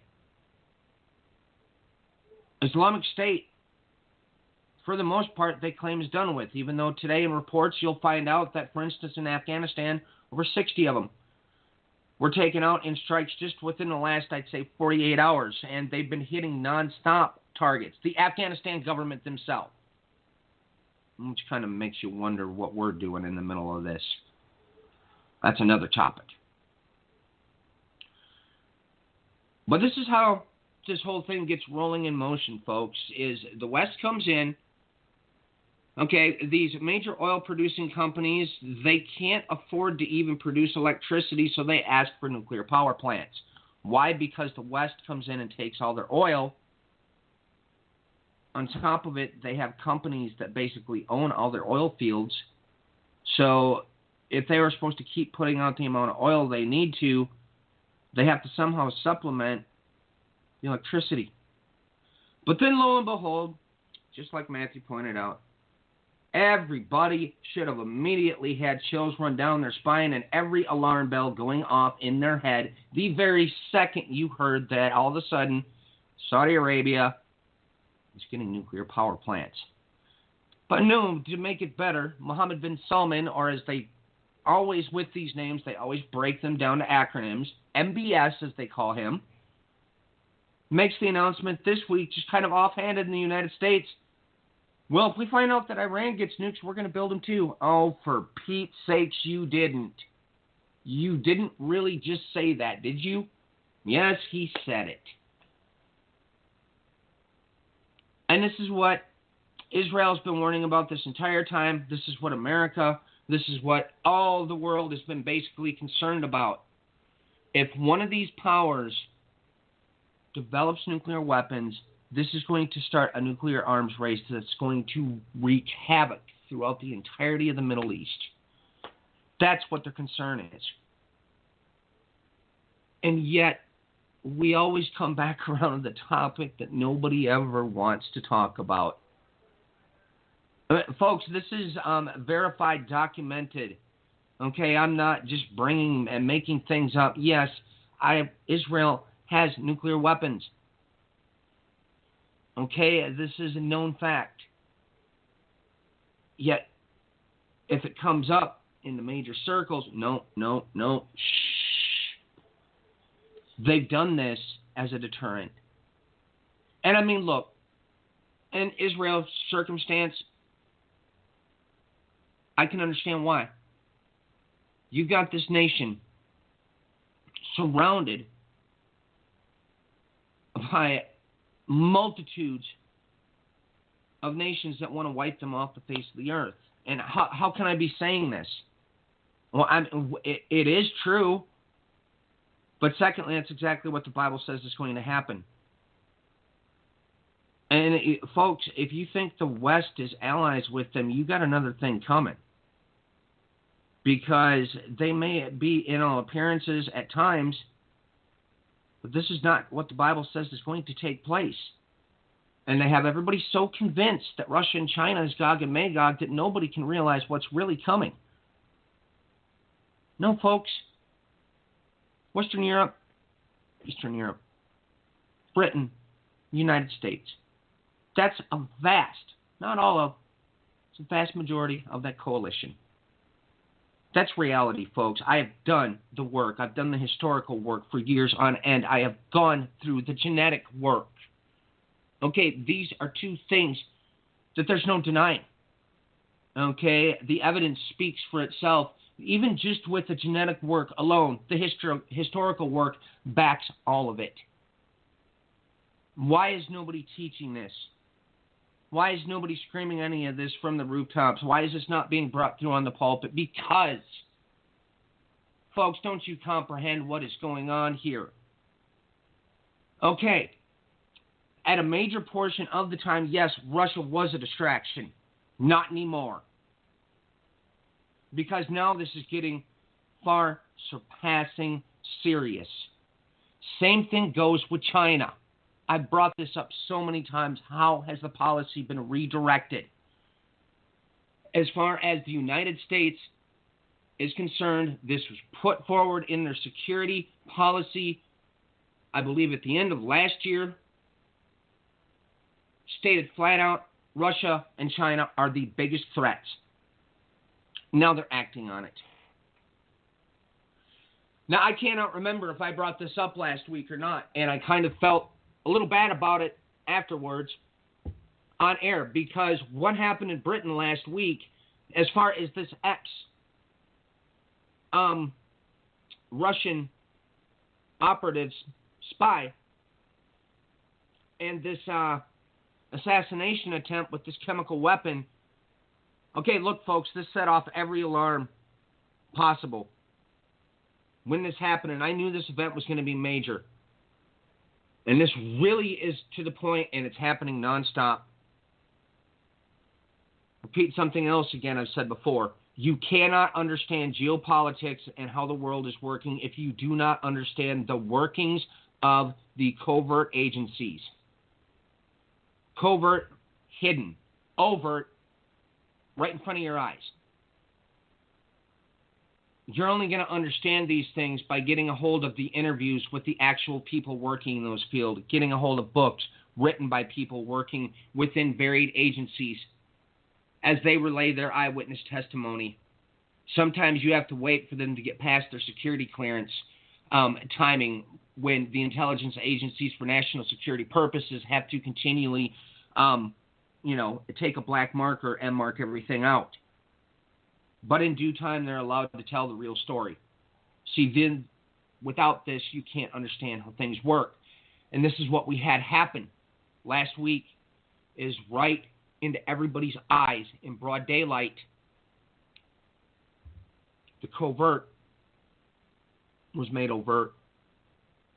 Now, folks, translate that in your mind, because the Bible talks about that which is hidden shall be revealed. That should make you kind of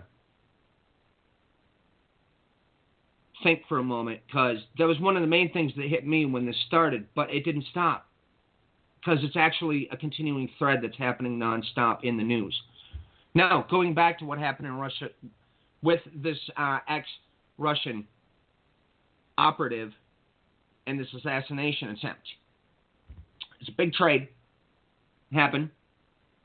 Basically, a bunch of MI6 agents that were captured, traded.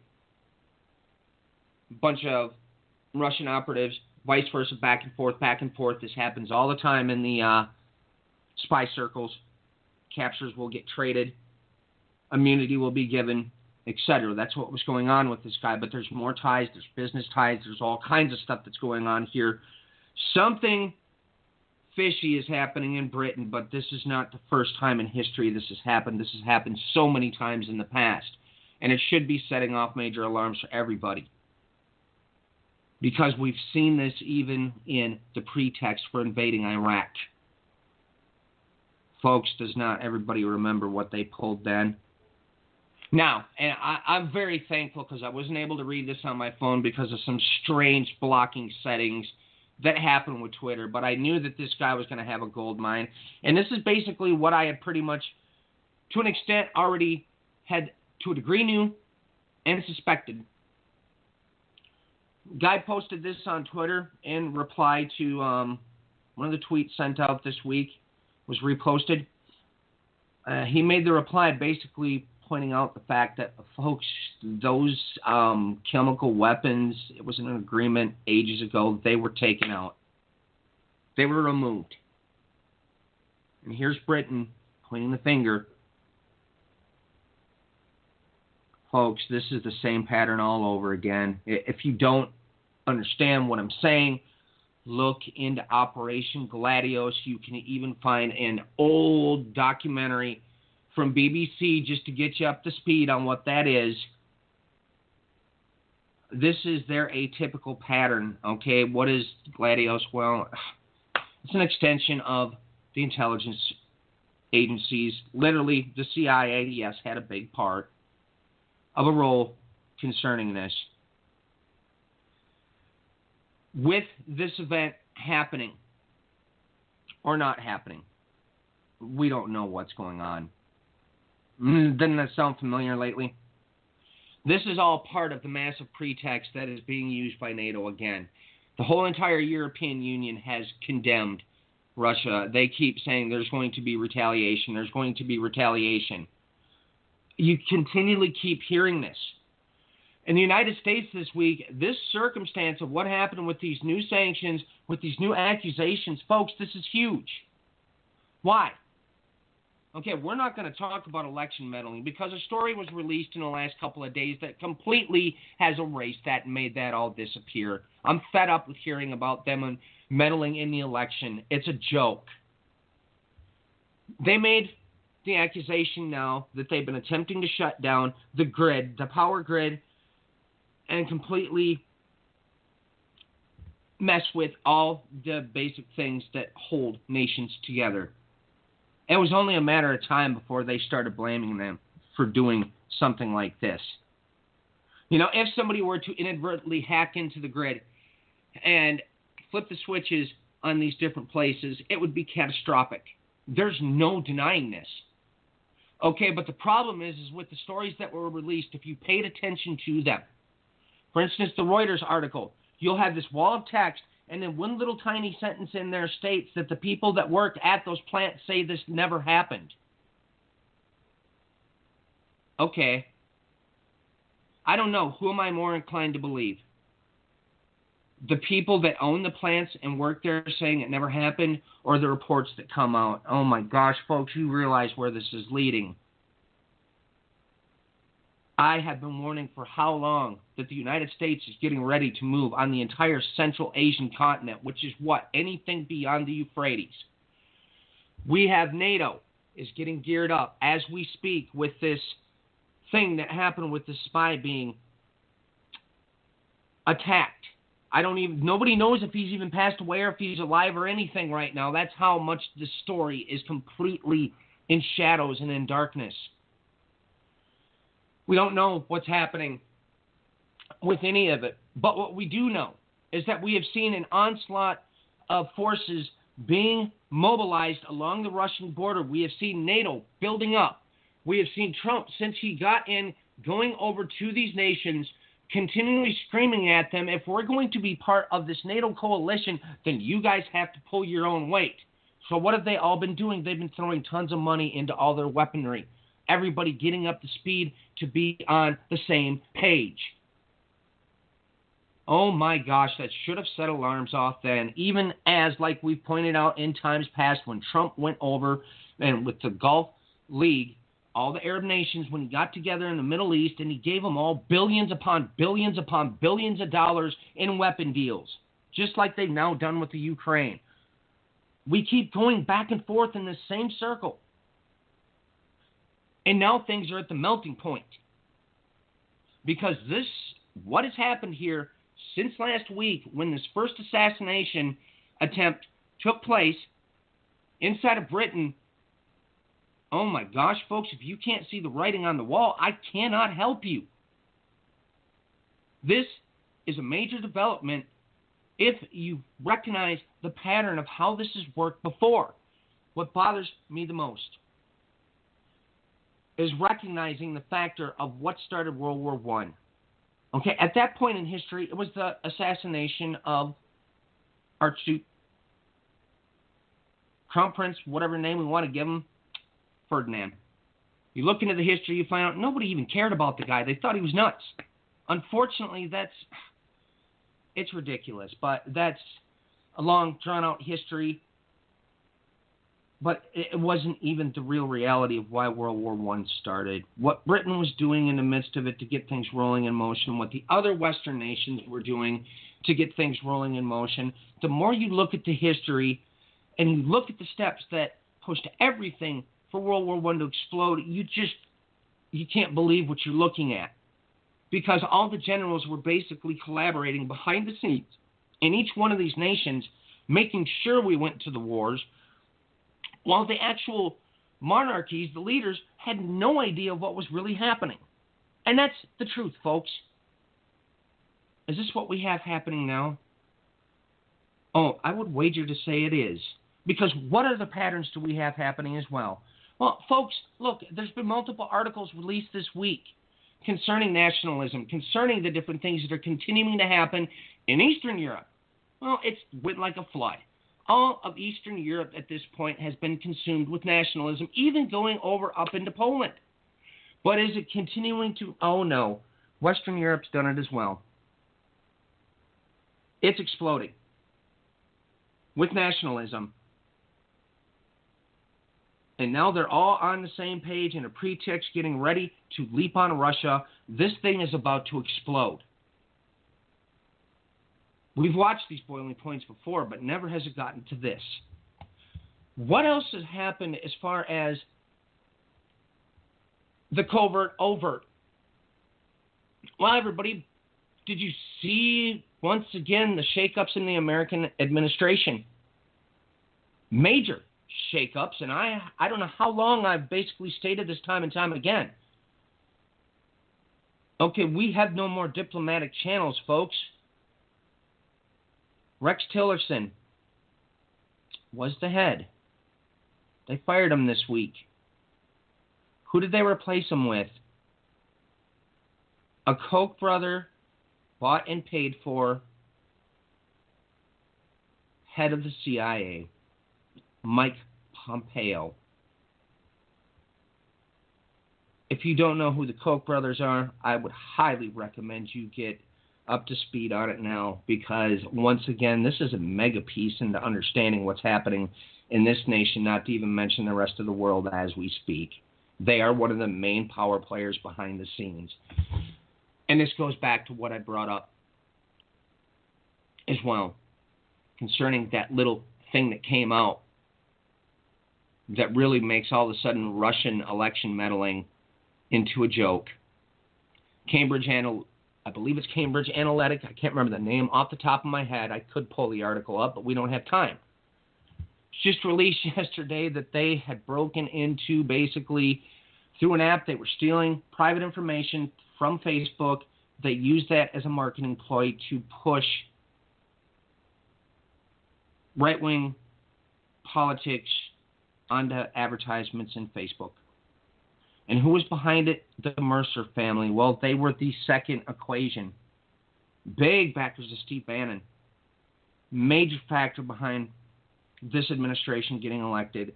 You see, they're out there messing with the social media. And the comment that was made, even in the actual articles, is enough to blow your mind about how they were going about doing things. They were using people's inner demons against them to get them prodded into voting in this direction. But I mean, I could have sworn, everybody, we've had the whole narrative that the entire time that the social media was being messed with by the Russians, when it turns out it's always been on our own soil. But I said that from the word go.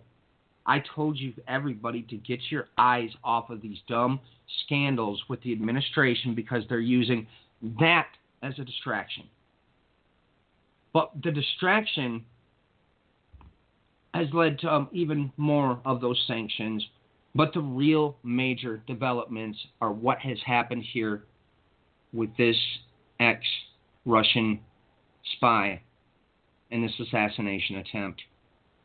This is leading to an ultra explosion.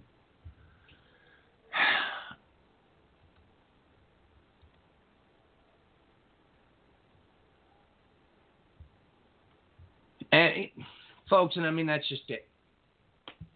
That's not the only thing. We've had the tariffs, this whole steel aluminum thing, which was announced.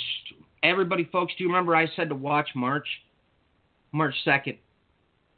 Okay, yeah, folks, I have a calculation set. March 2nd was the one to watch for the 3rd. I'm being vague here on purpose. It's the one to watch for the 3rd. That's when the first announcements were made concerning the steel and the aluminum tariffs. And ever since then, the stock market, up until a few days ago, went into a nosedive again. It was its highest point in the danger zone, basically, with their little warning systems and all that. It was even worse than the last drop. That's basically what all the economic people were stating at this point. That was a big, major thing. And who's that all directed at? China. Big agreement with Taiwan. Once again, this is China's ticked, because if you understand the history with Taiwan, the Civil War with China, how it led there, that's huge. One last mention of something overt and covert. Because we all keep hearing about the North Korea talks. Yet here's what's released on the 16th of March. Spies, not diplomats, take lead role in planning Trump's North Korea meeting. You see, folks, Rex Tillerson wasn't doing anything concerning North Korea. As a matter of fact, all these talks that have been going on as far as getting these peace talks and peace accords in motion with North Korea, it's all been done by spies. And who was the heart of it, of America? Mike Pompeo. Folks, look into his history. He has stated time and time again, we need to blow Iran off the face of the earth. We need to blow North Korea off the face of the earth. We need to take... Oh, he's not a very nice guy, folks. That's why they said the CIA was taking back on its militant role. Now he has taken Tillerson's job. There's no more diplomacy, folks, because diplomacy is at the barrel of a gun as far as they're concerned. All the military spending proves this. And now it's in broad daylight. The overt, covert.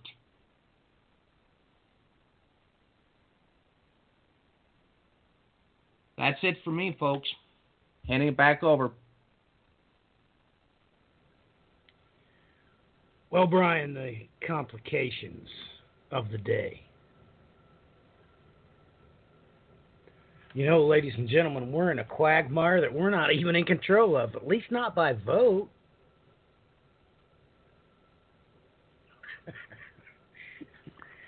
We haven't been for decades. Decades. Ladies and gentlemen. That should chill you to the bone.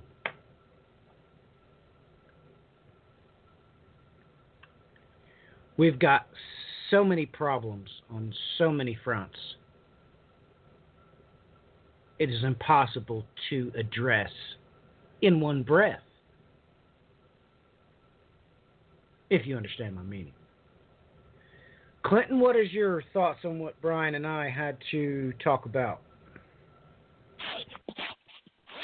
Well, I think we've illustrated time and time again, what is truly coming and the severity of how close it is right now. And I just wanted to add one more piece to the puzzle.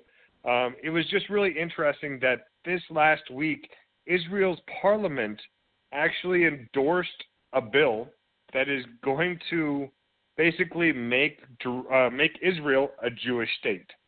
You know, they technically have never been just a Jewish state, but after 7 years of working on this bill, they actually came out with something that they anticipate putting on a fast track and making it pass through the Israeli parliament within weeks.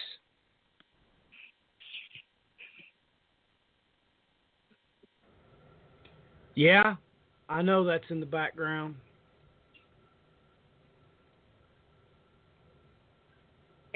Oh my goodness. We didn't have a chance to talk about all the volcanic activity, did we? Or did we?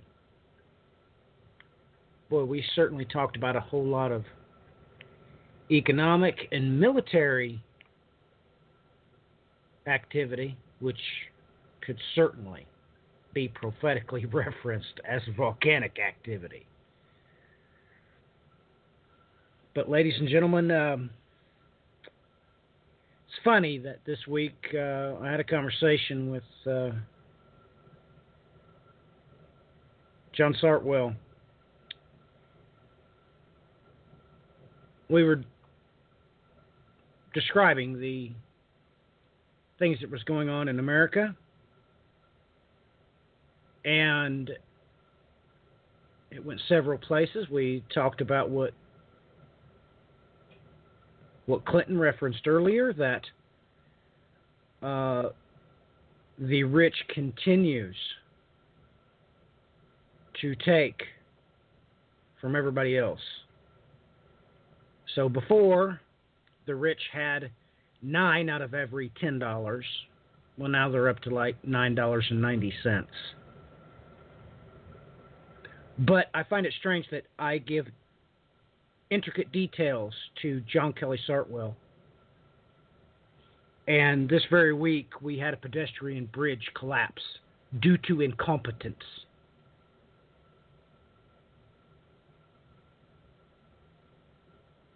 I just got a news article. One of the victims' uncles come out publicly and said, well, use the word incompetence. John didn't really understand everything that I meant until I was done talking.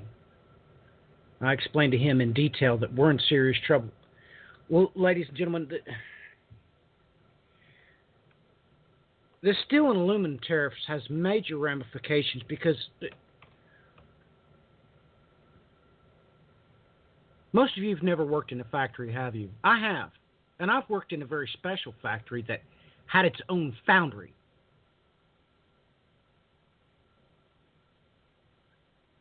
Our foundry would make the slugs that we would carry into the other part of the factory and machine into high precision auto parts, engine parts, valve guides, valves, transmission parts. Ladies and gentlemen, those factories are gone. Do you understand gone? I was explaining to John how when they closed that factory down, me and my wife drove by and watched them dismantling the power from it. It had 16 transformers that supplied electricity just to the foundry.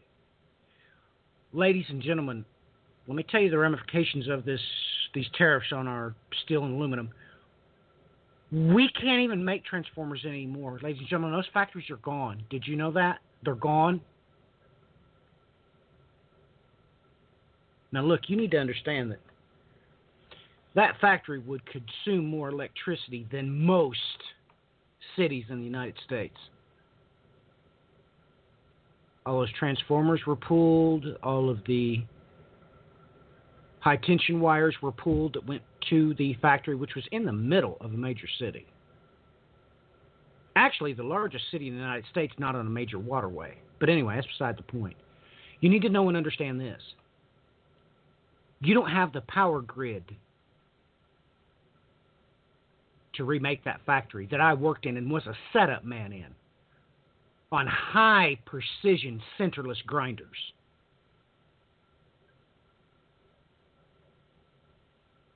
I don't even know. And take note that I was a manager of a place that was really close to a really big university.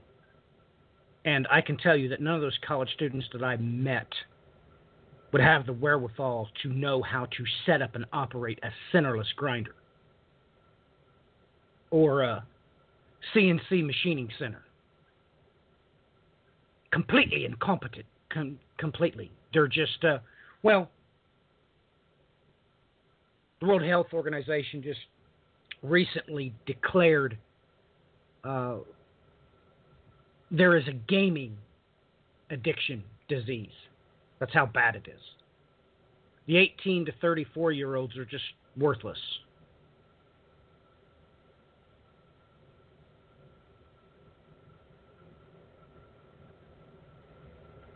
We couldn't defend ourselves.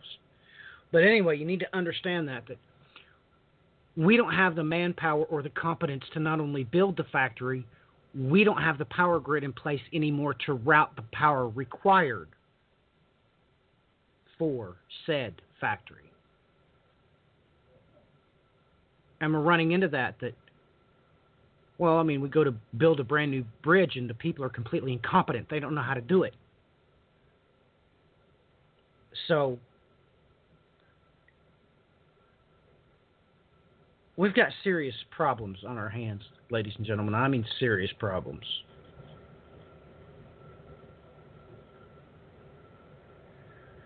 So, Clinton, your closing thoughts, please, and your websites and contact information. You know, everyone, thank you so much for your support. We appreciate you listening to the broadcast, and we try to bring you as much up-to-date information as we can, because, I mean, it's coming at us so quickly. You can always find me easily on my Twitter, at Clinton Co-Watch is my handle. I post all the news articles that we talk about on the show on there, or you can find me on my website, clintoncowatch.com. Thank you for joining us, and may God guide you on your journey. Brian, your closing thoughts, comments, and contact information and websites, please. Folks, my closing thought is this, and Matthew brought it up again, steel and the aluminum tariffs. Folks, you should have known this is already all over the Bible concerning steel. Why? What is steel? It's iron mixed with carbon. But here's where it gets interesting. One of the Greek words from ancient times that is mentioned concerning carbon is G1125, grapho, to write. It's rather interesting where it shows up. Let's give the last one from Revelation. When the 7 peals of thunder had spoken, I was about to write, and I heard a voice from heaven saying, seal up the things which the 7 peals of thunder have spoken, and do not write them. I hope that's got everybody's attention. I'd look this word up, folks, because it's all over the news as we speak. Everybody pretty much knows where to find me by now. If you want to follow the news stories over at Attention Show on Twitter. Thanks for joining us. God bless. Well, ladies and gentlemen, you can certainly seek me and find me. No doubt about that. I want to thank the 22,748 new organic listeners we had last month. I'm amazed that, wow, we only have a 1% abandonment rate to people who listen to our episodes. So basically, 99% of everybody that plays an episode listens to the entire thing. So, yeah, just amazing numbers here I'm looking at on the dashboard. So, yes, I do want to remember to thank everybody for their support and their prayers.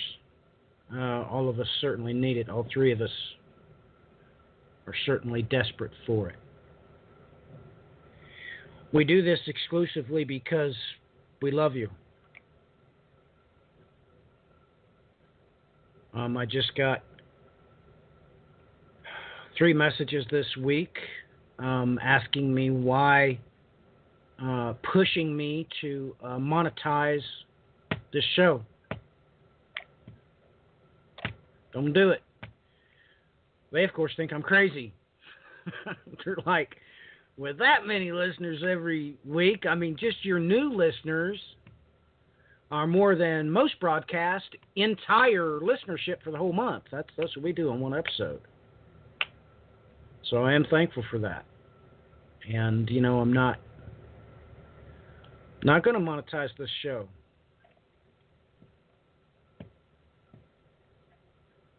Not going to do it. That's not why I do it. I do it because I love you, because I'm trying to prepare you for what is to come.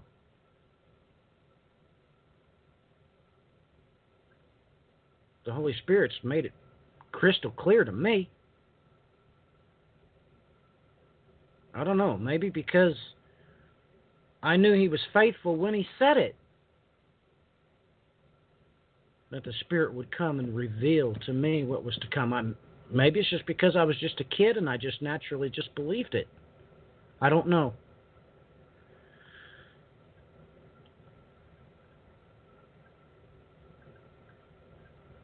So, ladies and gentlemen, Clinton is right to thank you all for supporting us and listening to us and praying for us.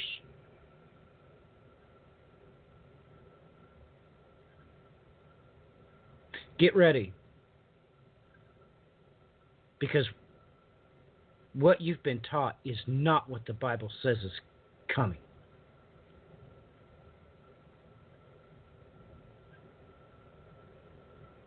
But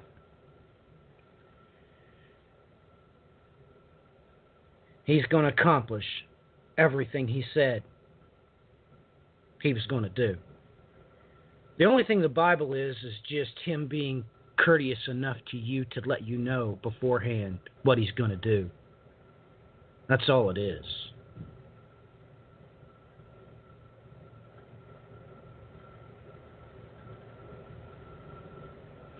Like I said, you are going to have a Salah moment.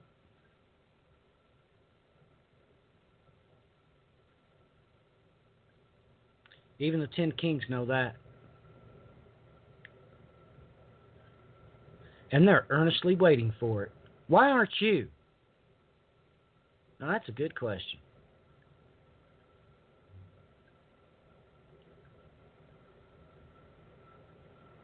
Till next time, ladies and gentlemen. God bless. Godspeed.